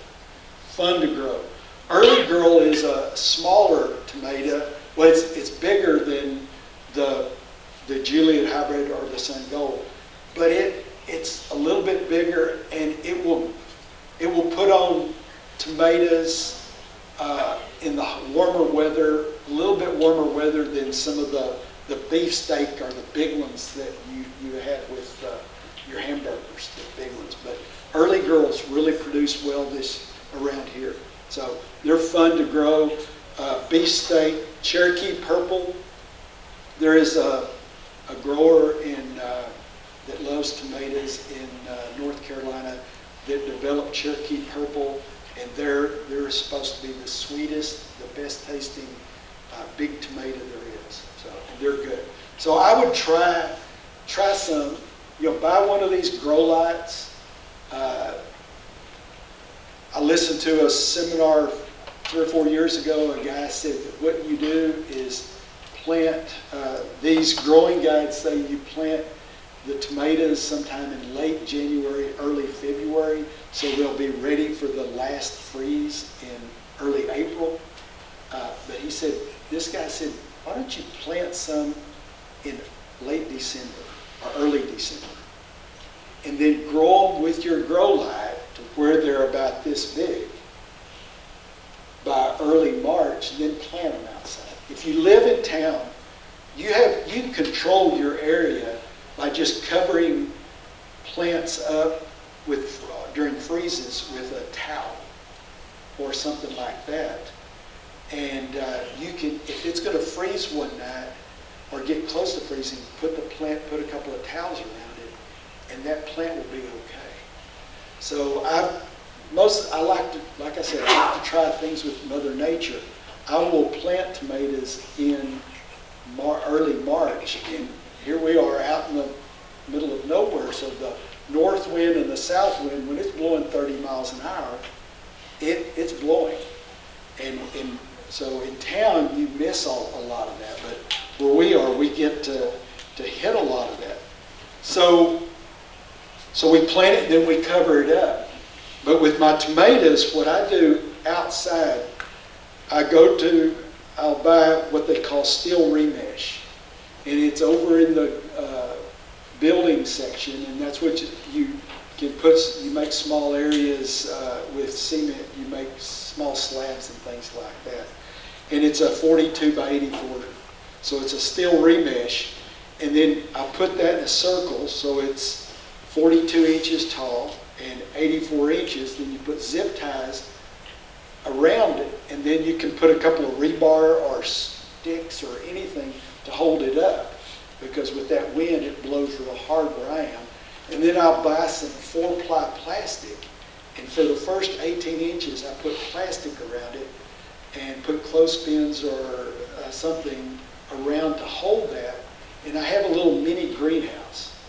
And believe it or not, my tomatoes, even this time of year, I did not remove the plastic because it sort of insulates. I water enough to where it keeps that moisture inside. It doesn't hurt the tomatoes. It doesn't make them, the end rot, black end rot. Blossom end rot. Yeah, blossom end rot. it doesn't really cause that problem. So I keep that on, and my tomatoes look pretty good right now. I have 3 or 4 that have died, but I have 16 or 15 still alive, other than the ones in my raised bed. So I put that in, and I can start growing things a month earlier than I normally would. Because usually your last freeze around Abilene is around the 1st of April. A couple of weeks earlier, a couple of weeks later. Like I said, there was one in May, 2 in early May, but I was able to go out and cover a lot of my things up with sheets and towels and keep them from dying. So that's what I like to do on the vegetables. You plant them inside, you grow them up as big as you can, because whether we like it or not, April seems to be getting warmer. We have some really nice Aprils, but overall, the warmer it is in April, the harder it is for some of the vegetables to kick in and grow. Because 100 degrees, it's hard. This year, I was lucky to plant some of my vegetables inside and plant them outside when the plants were there and they were actually able to grow. Some of my other vegetables I started in the middle of April. They didn't have time because it was so hot. So if you grow it, start it earlier, cover it up during the freezes, and watch the weather. Because the weathermen their forecast, they'll say, all right, it's going to be 40 degrees 2 weeks from today. The low will be 40 degrees. And then as you get closer to that, it's going to be 38, 36, 34. And so you sort of look at the 2 weeks out, then 1 week out, and then you just sort of figure out, okay, this night I'm going to have to cover things up. It works pretty well. So tomatoes, any questions on tomatoes? Tomatoes are fun. Well, so when you're growing them inside, and you were saying even like right now, could you put them in the garage as it gets like a little, like for me, like I don't have a lot of space in my house to like grow them in a certain area. So if it's within a certain temperature, could you do it like in the garage, or does it have to be like in the? Well, her question is, can I grow things in the garage because I don't have a lot of area? Now, do you have a front porch or a back porch? I have a back porch. Okay, how many hours of sun does it get? Well, I have a covered porch, so there's spaces that have no sun, and then I can go out. I would put it in an area, sort of look at this area that you're in, and it's the time of year because the way the sun moves. And even out in the backyard, you can, if you have a pot, and the neat thing about pots are that you can get anything from this big to this big, and you can get as big a pot as you can that you can carry around and things like that, and then plant it and put it in a spot, move it to a spot that gets during the summer 4 to 6 hours of sun, and then as the later, it depends on what type, if you're going to grow tomatoes. If you're going to grow spinach or arugula or anything like that, it doesn't need that much. You just sort of play around. And you can move it around to the areas. And then as it gets cooler, on the nights that it's going to freeze, then you can move it to your back porch right beside your door, and it usually doesn't freeze unless it gets real cold. So, yes, ma'am. The few times I've managed to actually get a tomato plant to grow and produce something, the tomatoes are really tough skin. Is that just something Now, where do you grow those? outside? Okay. I've got clay soil that we call butt buckets. They're 18 quarts or so. But it seems like no matter what type of tomato I get, they always seem like the skin is really tough. Yeah, and it's probably the water, because in a pot, it is hard, around here, it's hard to grow tomatoes in a pot. I would think about if you have an area that's clay, and use John's ideas. You can mix, you can make yourself a raised bed really easy. And I would use a raised bed, whatever you use, I wouldn't use anything that's been treated or anything like that. But rocks or concrete, those little pavers, and then put your soil in, put the soil that you want in 6 inches, 6 to 8 inches, and you can grow things like that. And the neat things are the roots will go down into that soil if it's only 6 inches. It'll go down into the clay. And over a period of time, the more mulch you put in, it will sort of level everything out. Most likely more soil. Yeah, yeah, pots aren't, tomatoes are hard to grow with pots. Out, especially in our but are your tomatoes still alive this year? Yeah. Okay. So why don't you go to one of the stores and buy you a tomato? Because you have plenty of time right now. Just buy one and put it in a pot and try it, because it will get cooler. I would, the next month I just try to keep it alive, not worry about the amount of sun that it has. It needs some sun, but keep it out away from the sun a little bit. And then the first cold front that comes along, hopefully in late August, cools things down, then you put it out and start watering. And that way you can extend that, with a pot, you can extend your tomato growing season as long as you want to, if you take care of the weather and be sure that you don't leave it out some night when it's a little bit cold, because it likes to kill things. And that's the sad thing. Yes, ma'am? I think I'm trying to figure out the growing station inside in the winter. Does it have to be room temperature? Can it be in my garage with a grow light? It needs to be warm. It needs to be warm enough. And now I have a lot of house plants, ficus, and my ficus stays in the house. But I have aloe vera and things like that I put in my garage, and over winter. They grow very little. I don't water them maybe once or twice during the winter, and then bring them back out. But if you're going to produce something, it needs to be room temperature at least, I would think. We have our grow station in our garage, and we just have heat mats up Okay. our little germination trays. She has a growing station in her garage, and she has heat mats Right. on the. Underneath it, so yes, we both use that after that. I mean, like you can't do it in the garage. Okay. Because if we put it outside, the squirrels dig up everything. Yeah. So it works really well. But it's not going to be too hot. Well, we don't have anything in there in the summertime. It's for germinating our seeds. We're going to put in. And different garages are, depends on which side of the house is. There, and light, some garages even have some windows that have south facing, which are okay during the winter and things like that. So you keep the temperature, if you're comfortable, the plants will be comfortable. And the neat thing about LED, like I said, it doesn't put on the heat that the others do. Okay. So summer vegetables, cucumbers, pickling, and compared to sliced. Armenian cucumbers, if you've never tried Armenian cucumber, they'll grow that long and put seeds, big seeds, but when they're about that long or smaller, terrific. Eating, they eat real, you can eat, and they do a lot better during the heat than just normal cucumbers do. Squash, crookneck, and zucchini.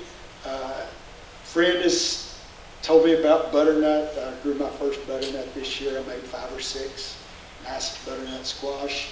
A couple of years ago, I was looking for how to keep the squash bugs off of my regular squash plants.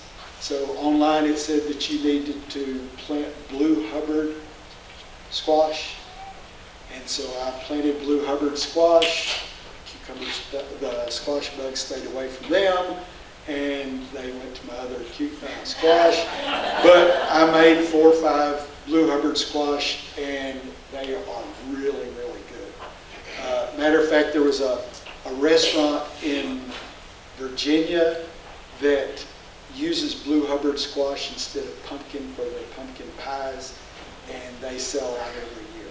And we tried it, and they're really good. So they're similar to butternut. They'll be a little bit bigger. They're blue. They're winter squash. We had our last one in March, so it overwintered real well in the house. Yes, ma'am. Did you have a question? We saw something on online, you get duct tape and see the egg dock, you can just like put it onto the plant and then get all the egg dock. So you duct tape the squash bug eggs, and then you rip them off, and that gets Yeah, it doesn't damage the plant, it just grabs the egg dock without you having to like take them off one by one Yeah. or anything like that, and you just make sure that you squash them whenever you're done so they don't just grow, so they can still grow. I learned this from her, by the way. Yes, John. Okay, the duct tape does work well. The one problem you'll run into is depending on how early you catch your squash bug infestation, you can spend hours looking for squash bug eggs. Oh, yeah. I had a question. You said you planted the Blue Hubbard squash to keep the squash bugs away. Did you intermingle those with the others? I planted them Or is it close. squash? Yeah, I planted them close to it, and they said that there was a college in Kansas that did a study that said that if you plant them close to the other squash plants, they will be attracted to Blue Hubbard, but mine weren't last year. And this year mine didn't make it because I planted them late, but they didn't have squash bugs the whole time. And my yellow squash and zucchini have squash bugs. Okay, so are your yellow and your squash near the Blue Hubbard? Yeah. But so it doesn't matter the proximity of the other varieties. Well, I've just tried 2 years, so I'll try it again.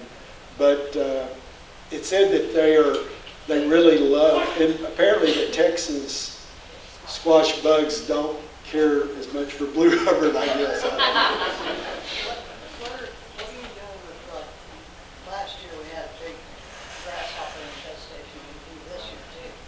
And I'm not sure if we had locusts last year, but I'm not sure if we've got the locusts. So grasshoppers and locusts, I don't have there are baits for them, but I've tried it once, but it didn't work for me. What I was told is that with grasshoppers, they overwinter in grass that's up higher. So I know my next door neighbor has a mesquite field, and he didn't have cows or sheep or anything grazing. And for years, every year I'd have grasshoppers. So there was a period of time in the fall that I just didn't want to grow anything. But then he put cows in, and the cows eat the grass up to our fence. And for the last 4 years, we haven't had that problem. We have a few, but a few are okay for me because my plants right now are big enough. But I don't. Yes, John. Turkeys and guineas work well if you're out in the country. Yeah, turkeys and guineas. Well, chickens do too, but I keep my chickens away because I don't want them to eat my tomatoes and other things. So yeah, there's a trade-off on that. I heard that you can put kind of what, I don't know what they call it, a chicken tunnel. Chicken tunnel? Yeah, you can make a tunnel. Kind of let them graze around Yeah. your garden, but not in the garden. Yeah. Another thing before I run out of time is that I like to use a sort of a wind tunnel. I don't know if y'all know about them. They can be any size. But last year during the snow whatever, I had some broccoli and collard greens under my PVC. I had hoops, 3 or 4 PVC, and they're only about this tall in my raised bed. and then plastic, 4-ply plastic, all covered it. And so I went out after -2 degrees, and I had one of my plants was burnt just a little bit, but the others, there was no problem whatsoever. And so that's so that's where we'll go into the fall vegetables real quick. So black-eyed peas, beans, my okra is doing real well. Peppers, the jalapeno peppers nowadays are doing real well because they love the heat. Bell peppers, I would plant them about now or keep them alive until about now. If you have a cool spring, you can grow bell peppers, but as it heats up really quick, it's hard. So plant them now and or in the next couple of weeks, and you can have bell peppers during the fall. So spring, I have sprouts here because you can do the sprouts anytime. Inside, 7 days a week, 24 hours a day. But I like to grow tomatoes, or not tomatoes, potatoes. You can plant them in early March, and they'll take a light freeze and then come back out. They'll be ready in late May, early June. Onions, same way. With onions, you can plant them as early as February if we have a regular spring. But if we have something like last year, you plant them, they did around town, they planted quite a few, and right before the big freeze, and it killed them all. But a regular, it'll take light freezes. Asparagus, I have asparagus now every year from late March to middle of May. You plant them in an area and you take care of them for 3 or 4 years, and you'll have asparagus from now the rest of your life. So they're really nice asparagus.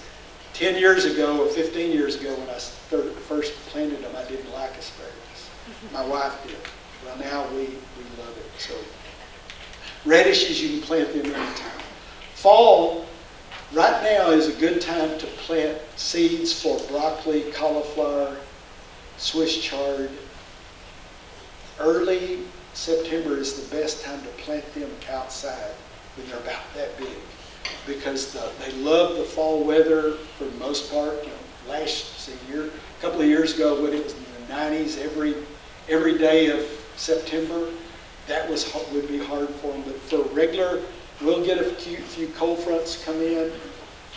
When I first came to Master Gardeners, they said you need to harden off all of your vegetables. Didn't have a clue what that meant. But that's my hardening off. I first started out with coffee cans that were about half this size. I used to work for Joe Allen, so I asked one of the cooks at Sharon's if I could have some of these cans. They saved 30 or 40 for me. I cut them with a can opener, and then I can close them at night, open them up. You don't have to harden off any of your vegetables. But I have some plants right now that I still have in that because it keeps the soil and keeps that area cool. So they like that. Lettuce, kale, carrots, spinach. Spinach will grow all winter long if you're in town or something like that. And collards, if you like collards, you can grow collards here. They do real well in the fall and maybe in the spring too. Real quick on the fruit, I go to Wilmot Nursery over in De Leon, buy their fruit trees. I have a number of peach trees, but my favorite are the Red Globe and Loring. I'll be picking probably a half a bushel of Red Globe in the next week or two. In one tree, I've had as many as 2 bushels. 2 bushels of. Are those small peaches or are they the big? No, they're big. They're not the Loring are the ones that melt in you dissolve. You eat them and they just juice all over you. The red globe really do well in, baking, and both of them do good baking. They make terrific peach margaritas.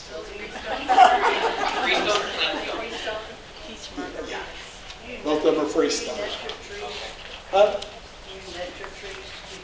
Yeah, I have a net around it right now because the birds really are looking for some moisture. Plum tree, methylene, grow really well here. This year was the first year in about 8 years that I didn't make hardly any. It was because of the way the spring heat and the spring cool really messed with all my fruit trees. I have an apricot tree, Tisdale apricot. I was told that they will grow, you'll get a crop every 7 years here in Abilene. But if you put a ring, a PVC ring around over the peach and then put plastic over and then a heater, I've had peaches or apricots last year and the year before were the first years I really made apricots, or 2 years before, probably made 3/4 of a bushel to a bushel off of those. Really good. Apricots to me are my favorite, but most places you can't, if you buy them at the store, they don't taste very good. I just bought a Hopi pecan over the winter. It's doing real well. It's doing okay. It'll make it. Bought 2 Bartlett. I bought one, but they gave me a second one because they thought they cut the root too far and they didn't think it would grow. So they said, "Would you take this?" And I said, "You bet." So now I have two Bartlett plums. I haven't had great luck with apples, but Gala apples, Roseboro blackberries. This year wasn't great, but I've had some really good luck with blackberries. They're fun to grow, fun to get cut with. Fig trees, that's my last one. My wife loves figs, I don't. But about 20 years ago, I planted a Celeste fig on the south side of the house. This year, it overwintered and it came out, the canes came out. Last year the canes were dead, so the growth came out from the bottom. We had figs in October. This year we've had figs since late June, and my wife just picks figs out. We have also turkey figs that last year was the first year they make about that big. We made about 15 or 20 of them. They'll make it at the end of the year. Yes, ma'am. I planted 2 fig trees in fall of 2020, so how long does it take before you actually start eating? You just let them grow. Take care of them. If they leave the canes out, and you might cut them back a little bit, a couple of them, but let the canes grow. And if they come out the next year, then they're going to start producing. If they're Celeste or that type of, they'll start putting on in probably the third or fourth year, pretty soon. We bought the Radishes in Buffalo Gap, and there's 2 peach trees that are probably about 10 years old, and it is prolific with green fruit. It's only about this big, and it's a nothing else. She has 3 acres in Buffalo Gap. She has a couple of peach trees that are really pretty. They make green tomatoes or peaches. Peaches, and they're not doing anything. I would plant one of these others or go to Aggie Horticulture. Go to Aggie Horticulture for any of your plants types and try those, because peaches work in Buffalo Gap. Yeah. I'd probably put a little bit of fertilizer on them, water them a little bit more, and try to do that. I've got to go. I'm sorry, I talk too much. But 2 things I want to tell you about, if you'll copy it down. Like I said, I do a lot of Googling. And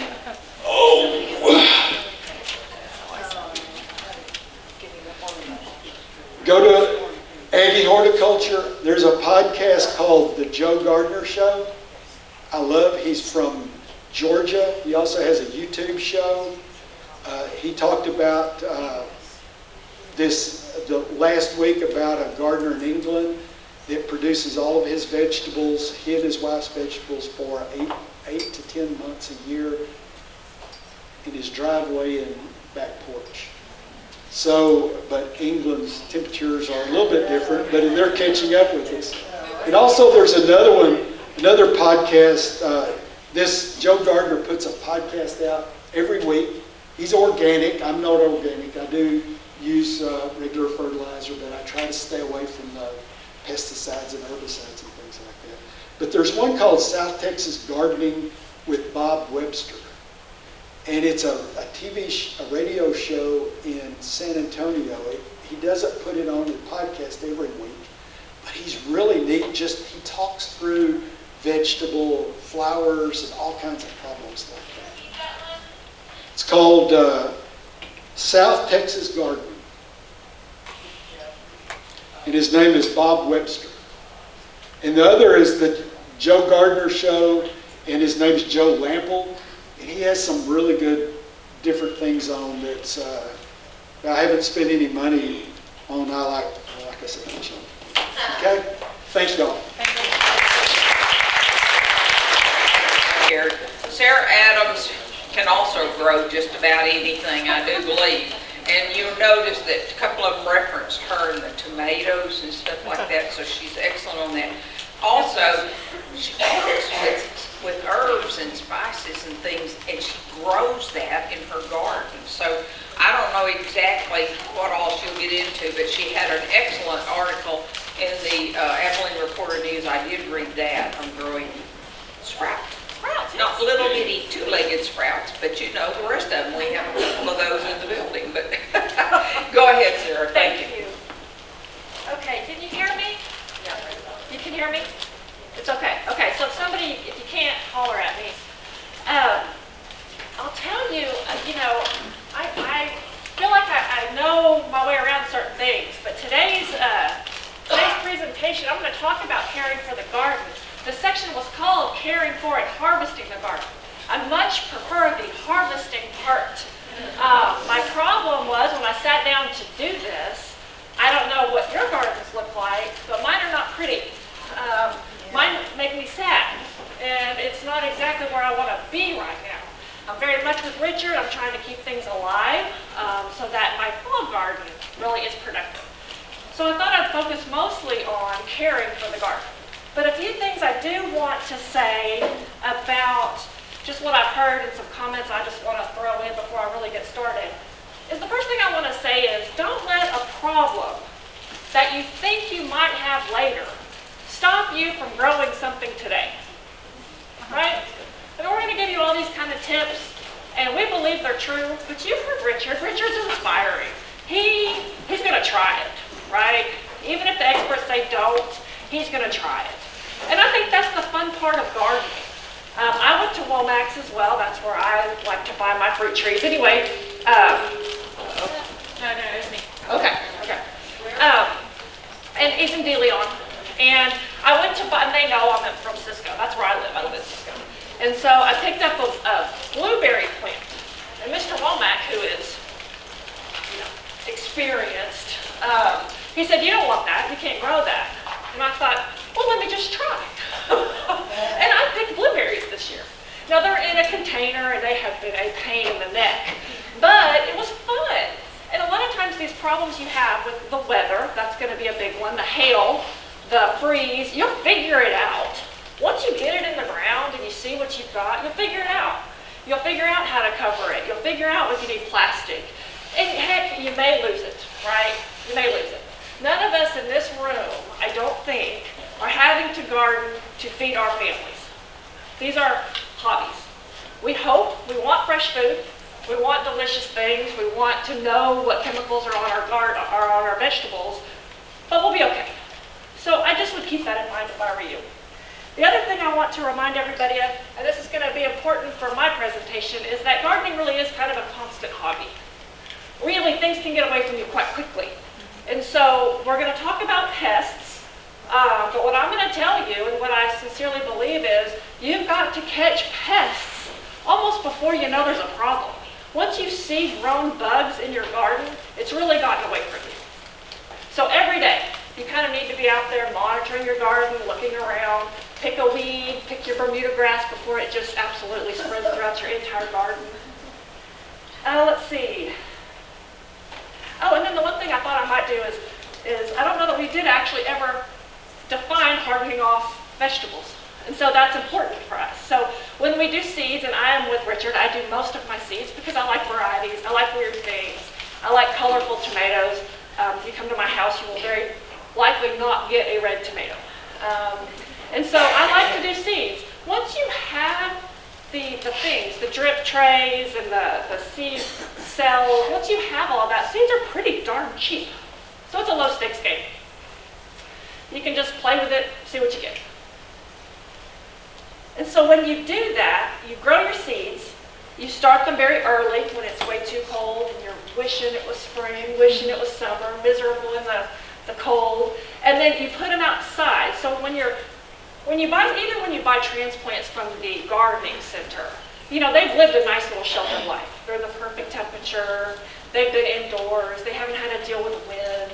So what you need to do is kind of teach them, hey, that was nice, but that's not how you're going to live anymore. Now you're in my house. And at my house, we don't baby our plants. And so, you know, you're going to put them outside a little bit. You're going to protect them, but you're going to put them outside. You're going to let them kind of get used to the wind. Let them start to grow those protective so that they don't just fall over, okay? So you'll put them in a little bit of some sunshine. You'll put them in a little bit of wind, and you'll just kind of gradually move them out. You're probably looking at somewhere between 7 to 14 days. Once you do that, then you put your plants in the ground, your seedlings in the ground, and they have a much better chance of success. Or you can use the coffee can method, which works out pretty great, and you don't have to take that time to harden off your plants. Okay. I think I've said all I have to say. So let's start with caring for the garden. The things we're going to talk about today, and again, oh, sorry. Let's put this over here. We're going to talk a little bit about irrigation, a little bit about weed control, and a little bit about integrated pest management. You've heard all these topics already today because they're just something you're going to have to do throughout your gardening. Irrigation. So the most important thing about irrigation, I think, is consistent watering. If you don't water consistently, you're stressing out your plants. When you stress out your plants, you're inviting disease, you're inviting pests. And your fruit won't set correctly, or if it sets correctly, it'll be deformed once it finally does actually come time. You water only the soil. You do what you got to do, you know. So it's not that I've never gone out there with a hose and just watered everything. But ideally, we want to just water the soil. You don't want to water the leaves, particularly in Texas in this sun. Because that water, as it sits there, if you do it in the middle of the day, it's going to act like a magnifying glass, and it's going to burn your plants. Okay? Don't overwater. That sounds a little crazy right now, but really you don't. And in fact, my front yard, I water one side, then I water another side, then I go back and water this side. You know, you want to watch for runoff. You want to make sure that the water you're putting on your gardens is actually being absorbed into your garden. And sometimes if it gets very, very dry, you know, it's going to run off before it kind of goes down. So you have to really watch that. Quick question. Yes? I'm going to give you a very gardener answer. When it needs it. So what I will tell you is, so like I have raised beds, and I have vegetables in my raised beds, and I really go out there and stick my finger in it every day. So in the spring, you know, early summer, I'm trying to decide, does it still need more water? Does it not need water? Right now, I'm watering everything every day. I mean, by the time you kind of get to the early summer of, okay, I think I need to water it every day, I just leave it every day. Now I'm on drip irrigation, so that's what my boxes are doing. But I'll leave it on that until probably late fall when I'm digging it up, really. Yes? So with your drip irrigation, is it one of those where you have all the pipes and you turn the hose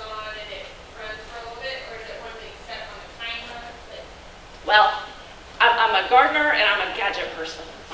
So I have a Wi-Fi timer. It's the beehive. I love the beehive. I mean, I don't care if you buy the beehive. I have no interest in it, but I love it. And so like on the way here, I thought, I'm gonna water my backyard. So I just did it. Drip irrigation is the most effective.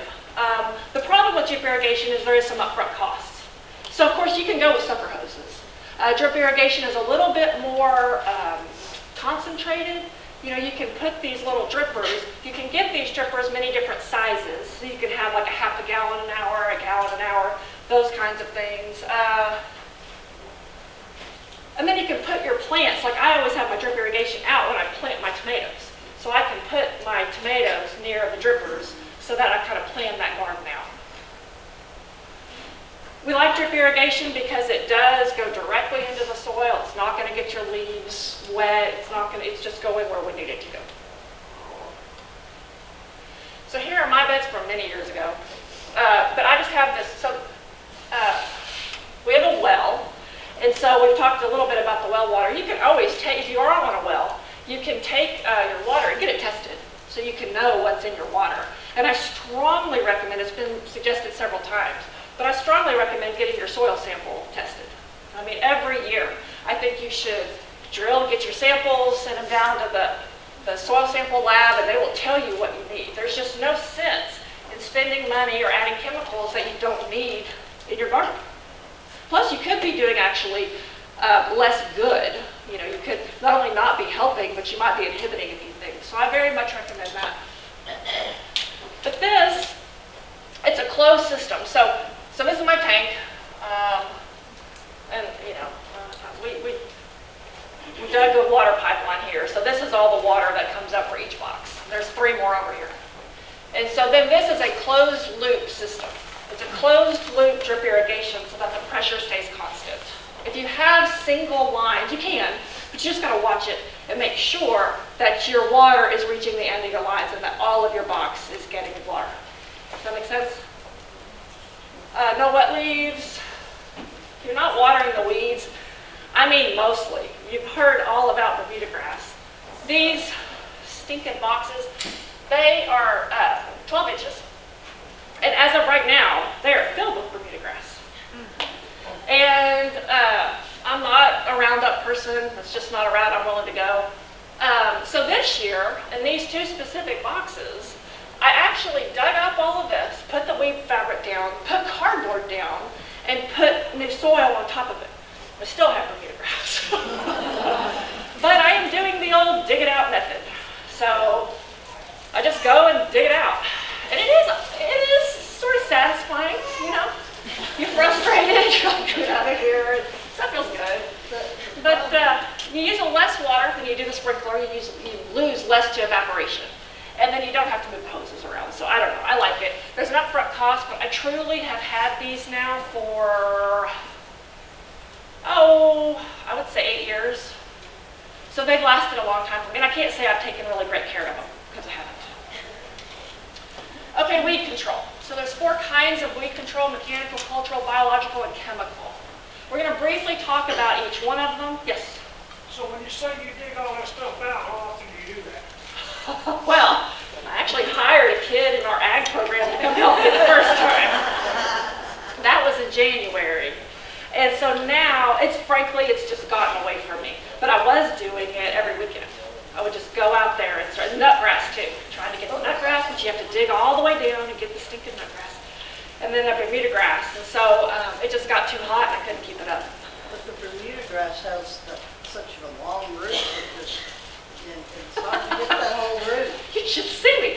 So I'm in my garden with my feet like this, yanking this stuff. And I'm sure my neighbors, I'm going to find myself on candy cameras. On your irrigation, Yes. I mean, is there any specific company or resources, or is that just PVC pipe? Okay, so this right here is just PVC pipe. So this is, but this, I think this was, it's called Mr. Landscaper maybe at Lowe's, I think is where I got that. And you can, there's many brands. I don't know that one's better than the other. This is just what I happen to have. And you can just buy pieces to it. So you buy how many feet of tubing that you need. You can buy different kinds of tubing. There's like supply lines you can buy. And then on some of my boxes over here, I actually have them that come across this way as well. So like for strawberries and stuff. Then you can buy just actual tubing and then poke your own holes into it. That's kind of a challenge, but you can do Does it. that tubing already have preset holes? Yes, mine did, yeah. I did. Just Some of them have- pressurizing off your Water Uh-huh. And you can do it off your city water. We just chose not to.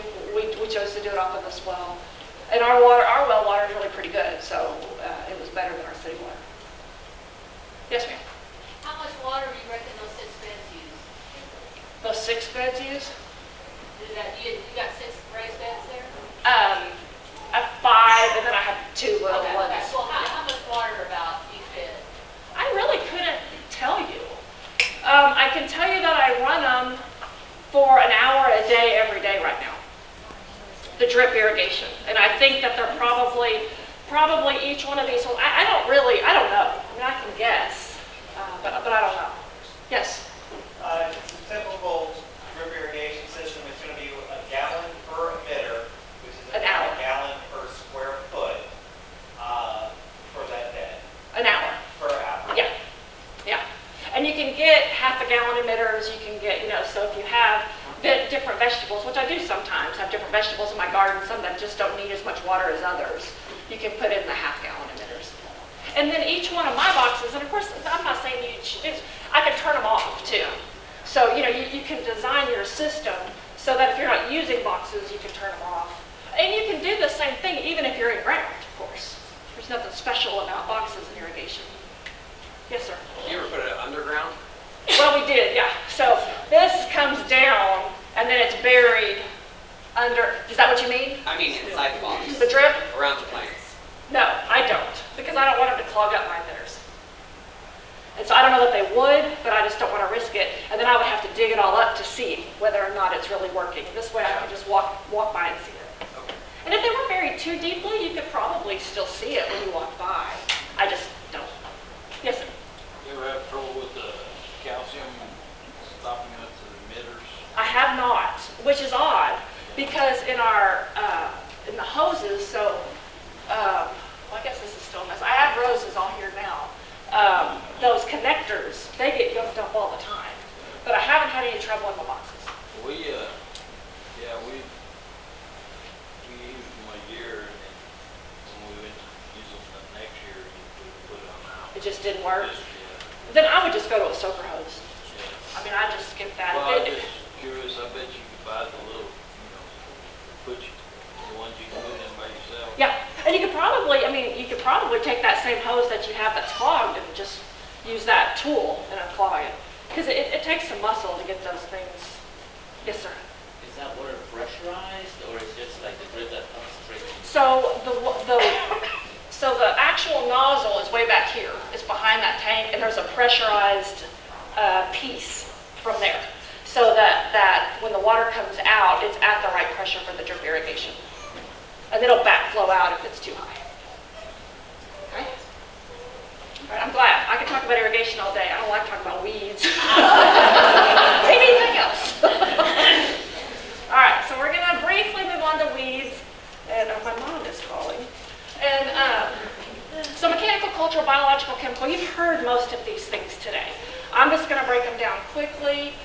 Mechanical control. I mean, these are the things we were talking about. The cultivation, picking the right varieties, picking the right mulch, solarization, you saw that earlier, flooding, flaming, and mowing. Well, I'm obviously not going to recommend flaming right now, but obviously, you've seen it after a fire.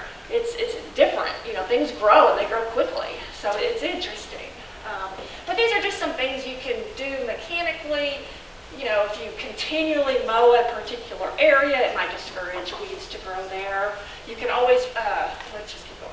Cultural, smother crops, competitive crops, crop rotation, all of these things, again, will help weed control. And mulch. Mulch is, it says here, in a good garden, you should not see any bare soil. If you don't want to deal with weeds, mulching is paramount. I mean, you really do want to mulch your garden. Plus, it's going to keep your your soil moisture more consistently. So, yes, sir. Yes, ma'am. What is the best mulch you recommend for a vegetable garden? That is tricky.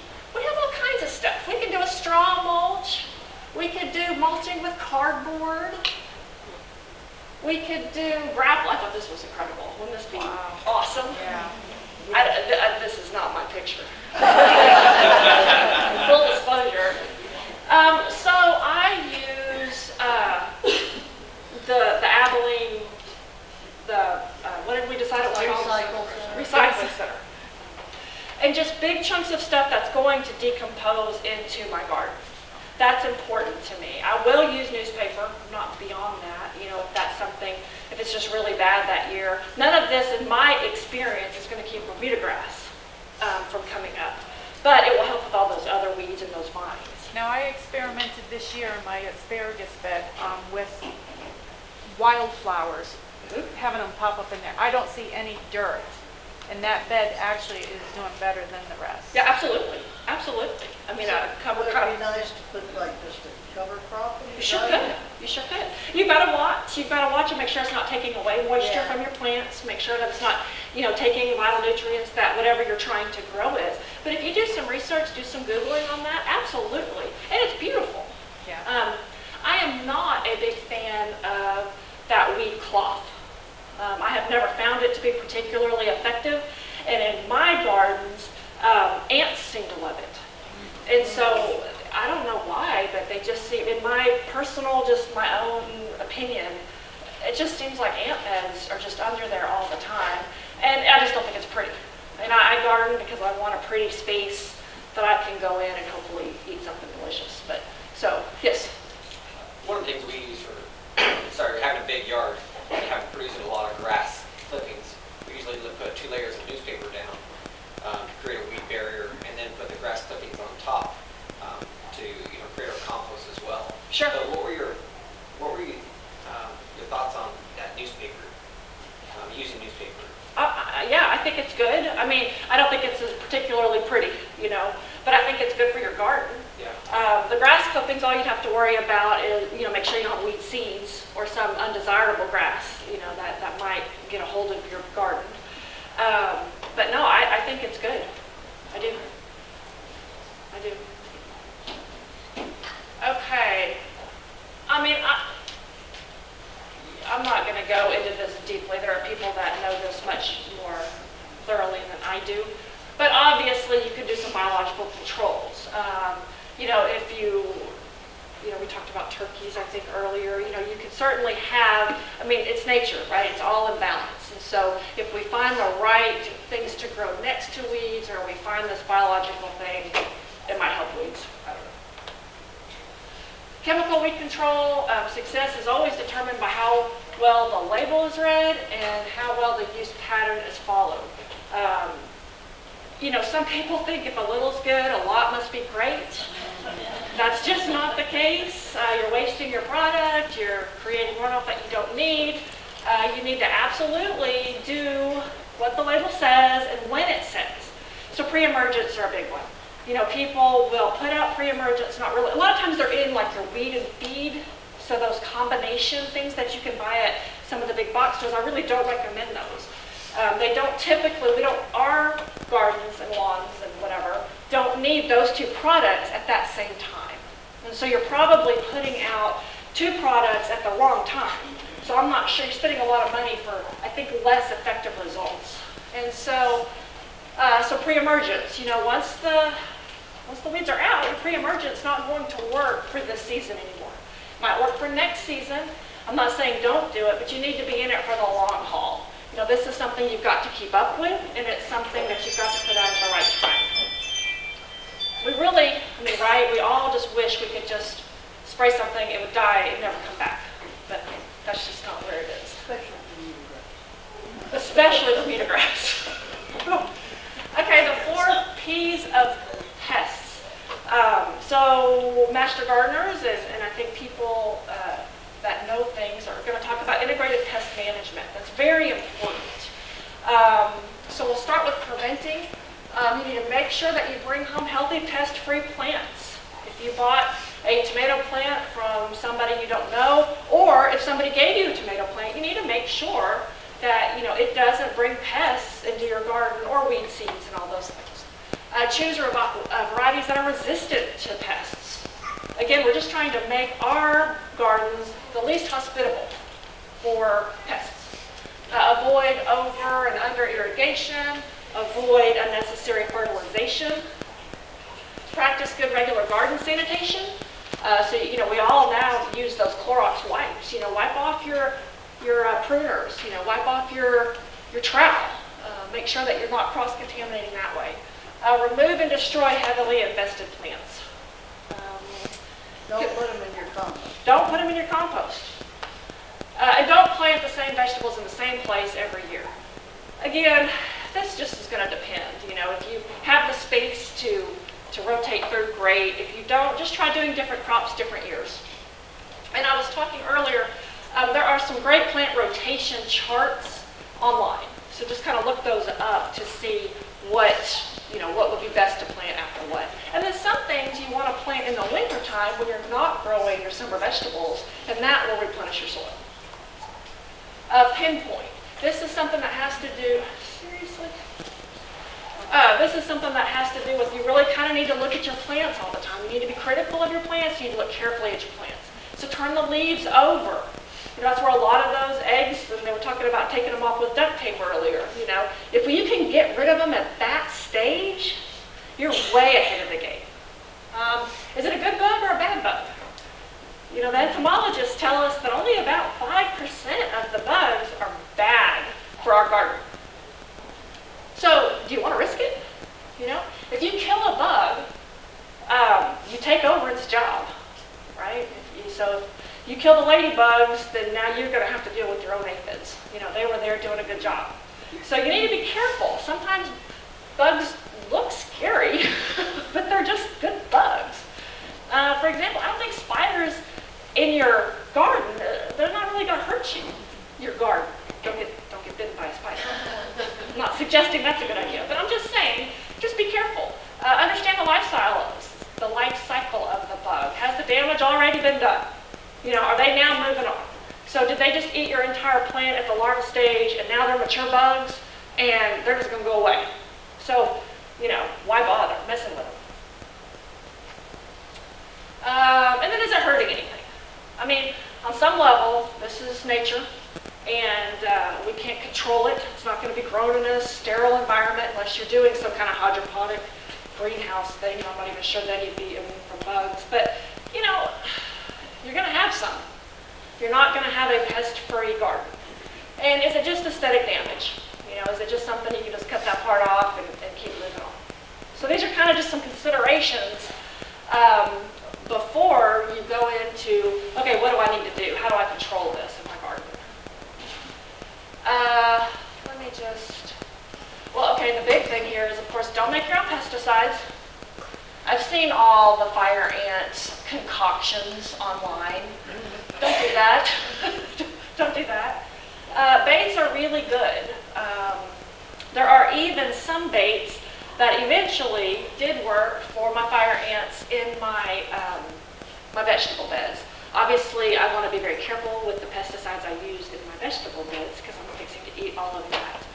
And so the baits, there are some that you can use. And they're very selective. They're not going to put any pesticides into your vegetables. It's just that the ant or the bug or whatever is going to eat that bait, bring it back to their colony, and then hopefully the whole colony will move or die. You have to keep up with it. If you don't continually bait it, then they're just going to come back. Let's see. Pardon? Use the least toxic product. I do think, I just think that's a good idea in your vegetable gardens. That was very satisfying. I mean, this was wrong. Don't do this. But I had some bougainvilleas in a pot that I was planting this spring, and there were fire ants in there, and one of them bit me, and I just had enough. That was the fire ant bite that turned me over, and I just went and got a can of Raid. And I just raided the darn thing, and it felt so good. But of course, I'm not eating those flowers. That was a stupid thing to do anyway. I don't recommend it. But, you know, it's different in your vegetable gardens. You've got to be careful. And as you heard earlier, some of these weed killers and pesticides, they don't break down for years. And you're going to be eating that. Let's see. I do think that, you know, your horticulture oils, that's going to kill all of the insects. It's not going to selectively pick the insects that are bad. So, you know, it covers them in oil and they pretty much suffocate. Poison, you know, diatomaceous earth is one I've used. It's, you know, it's organic, but what it's doing is if you catch the bug early enough, it's just basically, you know, scraping them to death. And, I mean, it sounds horrible. But that's what it's doing, and it's not going to hurt anything, you know, it's not, but it will kill your bugs. If they're in a particular state, if they have hard shells, and they can recover from that, then it's not going to hurt them. It's not going to be effective for that bug. Baits, we've talked about, botanicals, and then of course, what do I have next? Okay, don't make your own. So then, you know, this is more protect yourself from pesticides. You always read the label every time the product is used. They change formulas, they change the way they're applied. You need to make certain that you've read the directions. The label is the law. You need to wear protective clothing. In a different presentation, I have shown where these pesticides get absorbed in your body. It's kind of shocking. I didn't do that for this presentation. Beware of the weather conditions. I think somebody talked about this earlier. High temperatures and high winds will change the effectiveness of that chemical, plus it will change where the chemical is going. Somebody had like a garden near a cotton field in the Roundup. You gotta watch that. You know, you could be really harming other places and things in your yard you didn't mean to be. You know, keep these things, you know, just because you can buy them readily doesn't mean they're not dangerous. You need to be wearing gloves. You need to be wearing long pants. You need to protect your eyes. I mean, these things are very important. Don't make contact with your skin. Don't double up. Don't, all the things. Have I lectured you plenty on that? Okay. And so these are the things we're kind of talking about. And the main thing here is you've got to monitor your plants. You've got to monitor your plants. And some of the things we talked about, weeds, weed control are going to work with pests. You heard Richard talk about planting one type of a squash to draw the bugs off of a more desirable kind of squash. All of these things, there's companion planting that will also help with pest control. So all of these things are available, and you just have to try. Just see if it works. Okay, so this is my, and we've already discussed it, but a quick word about 2022. Who planted a vegetable garden this year? Who planted one? A whole bunch of you. Who's really happy with their vegetable garden this year, right now? Yeah, right? Okay, so don't be discouraged if your garden looks bad. We're all in this, we're all in the same. It's been a tough year. It's been a tough year. And so this, Sam Nichols told us as of July 25th, which he had a new slide last night. But we've had, as was stated before, less than 5 inches of rain.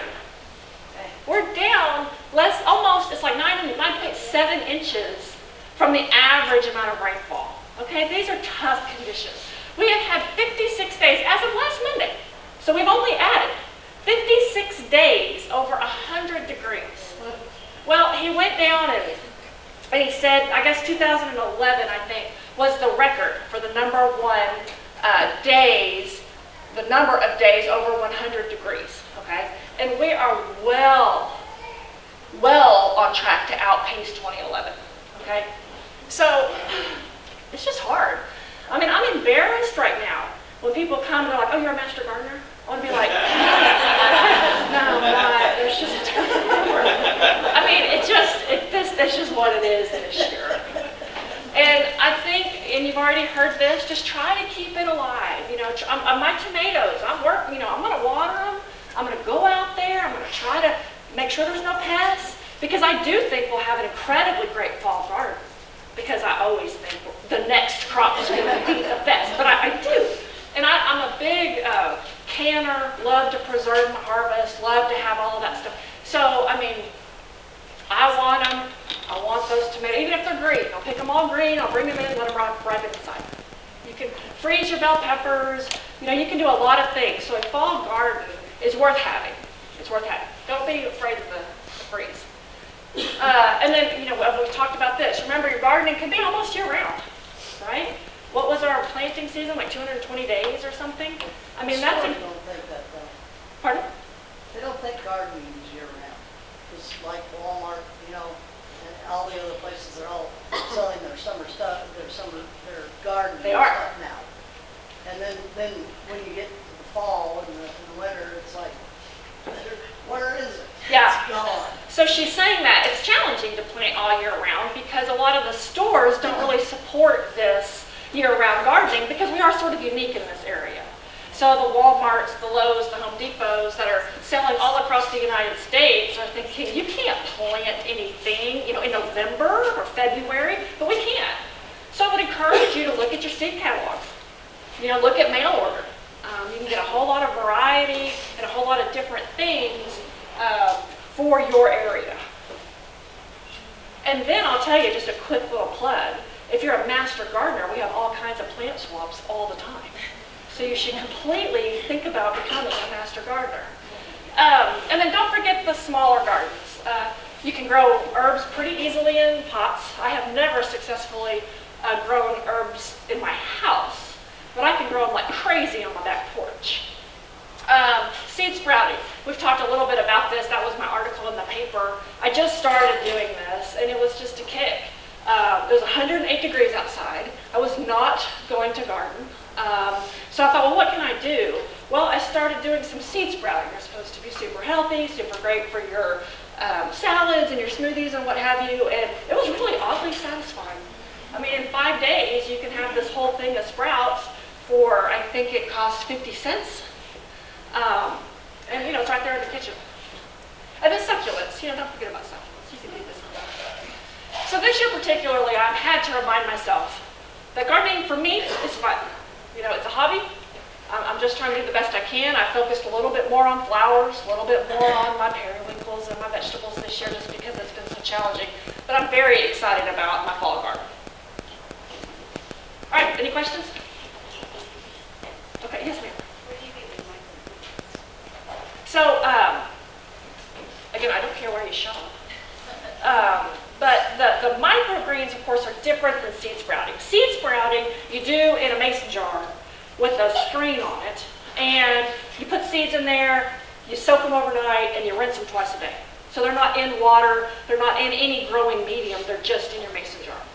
So those are seeds. And then when you're done, you dry them and you store them. Microgreens, you actually can buy like a little tray, and you grow these little sprouts. And then you cut the sprouts and put those in your smoothies or your salad or your stir fry, and then they kind of keep growing. That's going to leave a soil of some kind, some growing medium in your house. And I don't actively do microgreens just because it was just a little messier than I wanted in my house. But I have found good resources at natural grocers. Yes, ma'am. When do you find the best time to water your vegetable garden? Okay, I think I'm very opinionated about this. I think you really just after, as the sun starts to rise early in the morning, but before that heat is when I water them. So really, mine are probably a little earlier than that. My drip irrigation is going off at 5 in the morning. Okay. And so I just think that's the best time. Now, if your plants, so let's say you just kind of, it's earlier spring, and maybe you didn't water enough, so your plants are wilted. Well, then you need to get in there and get some water. You're going to do some supplemental watering. And you do that when you have to do that. Pay attention, because in the middle of the afternoon, some of those plants are going to naturally wilt just to reduce the surface area of the sun. So that's not lack of water. But if at night, when it's kind of cooler, a little bit darker, they're still pretty wilted, you really might want to go ahead and do a little supplemental watering. Yes, ma'am. I just have one third. If you're going to do anything indoors and it has soil and plants, and if you have an indoor cat, they're going to dig. Okay. So she cautions against the indoor plants with cats. Yeah. Okay. They're gonna dig in it. They're going to dig it. Anybody else? It is noon, so I will not keep you. I'm sorry, yes ma'am. Thoughts on dealing with aphids? Pardon? Thoughts on dealing with aphids? Well, ladybugs. You know, ladybugs. And then, are they inside or outside? Outside. Outside? You know, I'm a big believer you catch them early, so as soon as you can, and then you get that hose and you blast them off of there. Can you repeat what? Oh, I'm sorry. So aphid control is what we're talking about. We're talking about aphid control. And so, you know, you really want to get it, because if you can get that plant past a certain phase, those aphids will go away naturally. So if you can do that, if that just doesn't work, you might try some insecticidal soaps. And then, of course, ladybugs. That's the best I can do. Yes? Yeah. One thing I forgot to mention a while ago when I was talking, garlic, plant garlic, you can buy a bulb at the store, break it apart, plant the cloves sort of like you would an onion plant, an inch or so below the ground, in October. In the ground, over winter, normal winter, you only have to water a couple of times. It'll be green, so it'll be really good winter color. And then in March, as it warms up and you water a little bit more, fertilize it a little bit, by June you'll have garlic, really nice garlic cloves. I've tried it like 10 or 12 years in a row, and I haven't missed. I've always had a good crop. So that's almost a can't miss, because there aren't any pests around. When did you say to put them in the ground? October. So he's talking about planting garlic. Did you hear that? So he'll plant it in October. Yes, ma'am. And do they need shade? No, full sun. Full sun? Yes, ma'am. If your tomato plants, if the leaves are curling, how do you know if it's just from the heat or if it's like a seed? So monitor it throughout the day. If it's just from the heat, I think, and correct me if I'm wrong, but if it's just from the heat, when the sun goes down and it cools off, they should kind of look more normal. Then we'll adjust. They're not going to stay like that if it's just from the heat. So if you go out at night, you know, when it's darker and it's cooler, if your leaves are wilted, then something else is going on. Yeah, if they wilt down, something bad's going on, but if they wilt up, it's just heat and water. Can you save them if it's something other than heat? Yeah, I think, well, I mean, I think. They're not dead, but It's a tough year, you know. And so, you know, Richard had mentioned kind of cutting back the tomato plants and just hanging on till the fall. I think that's a great idea. And the other thing is, you know, it sounds ridiculous, but don't always assume the problem is I didn't water them enough, you know, because really sometimes that's just not the problem. But tomatoes can withstand quite a bit of water. So, I don't know. I'd have to think about what else that could be, but yeah. Yep. You mentioned seed catalog. Does it matter which one you buy from? You know, I think any reputable seed catalog, I get them all, you know. Yeah, I do. So Territorial, Johnny Seed, Burpee, who else? Baker Creek. Baker Creek. You know, and oh my gosh, just put your name on their email form and you'll have one for the rest of your life. Karen. yeah, so one of the things that I do that I've become a religious fanatic about is a water probe. A water probe? I have had too much problems and spent too much money because I didn't know where I was watering enough or too much. Yeah. And you can get them almost anywhere, Walmart, Yeah. Lowe's, any of those places. Some of them are two-pronged, some of them are single-pronged. But they give you a sense of too much water, too little water. So if you're in doubt, use that. Yep. And you didn't use them on your house plants because Yep. I've been missing on the house plants. And that's where I would need more. She suggests using a watering probe. You can buy them just in any local hardware store. You stick them in the ground. It kind of tells you. Outside, I just stick my finger in there. Inside, I have a harder time knowing if I've overwatered or if they need them, and I definitely would use that there. I think it's helpful. It's cheap. Yes, ma'am. I can't find ladybugs, and Garden World told me it's because they can't get them because little bugs die before they transit. Yeah. How do you get ladybugs? You wait till it gets cooler. Yeah. Let's try again next season. I just bought some 2 days ago from Garden World. Yeah. A whole shipment of them, Okay. $513. So she's saying that. The other day, they said they weren't getting any more. 2 days ago, I just bought them and used them.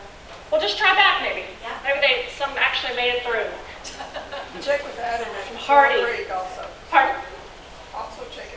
and check at Willow Creek. We'll be told. All right, what else? Who else? Anybody else? Yes. Oh. Who? There was one way at the back. You Yes. had referenced a place in Deleon, Deleon? Womack's Nursery. Lomax. Womack. W-O-M-A-C-K. And they do just trees at Walmart? They do trees and bushes I've seen. They do, like I bought my blueberries, I bought all my fruit trees, pecan. I have a lacy bark elm, a bur oak, pecan. Yeah, and I mean, they're just, Mr. Womack graduated when it was the Texas Agricultural and Mechanical College of Texas, knows what he's doing. And so he's very matter of fact. I'll tell this story even though it's late.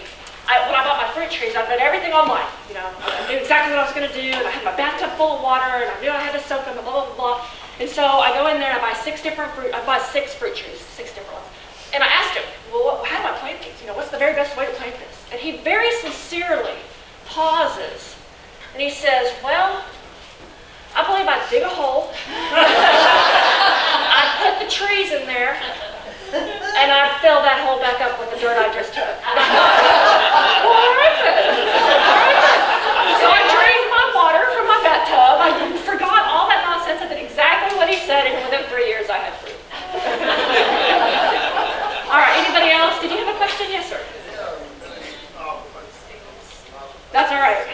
The hibiscus out front, there's a garden out here, does that come back every year? Yes, the Texas hibiscus. That's one thing? Is that what, I think that's right. Yes, it's a Texas hibiscus and it will come back. It'll die back to the ground and then it will come back every year. It's supposed to. All those different colors of flowers are the same thing? I'd have to go look at them, but those big flowers, It's a hardy hibiscus. a hardy hibiscus. Will you have some of the plants? As opposed to a tropical. And so you want to Yes. be sure, if it's tropical, you need to bring it in the winter. Our winters are usually together. And these, the flowers are a little, they're like a single layer of flower, whereas the tropical lots of times will have multiple layers. It's kind of a quick way there. All right, anybody else? Any other questions? I think they're trying to give away some prizes. Yeah, we're going to give away some door prizes, but also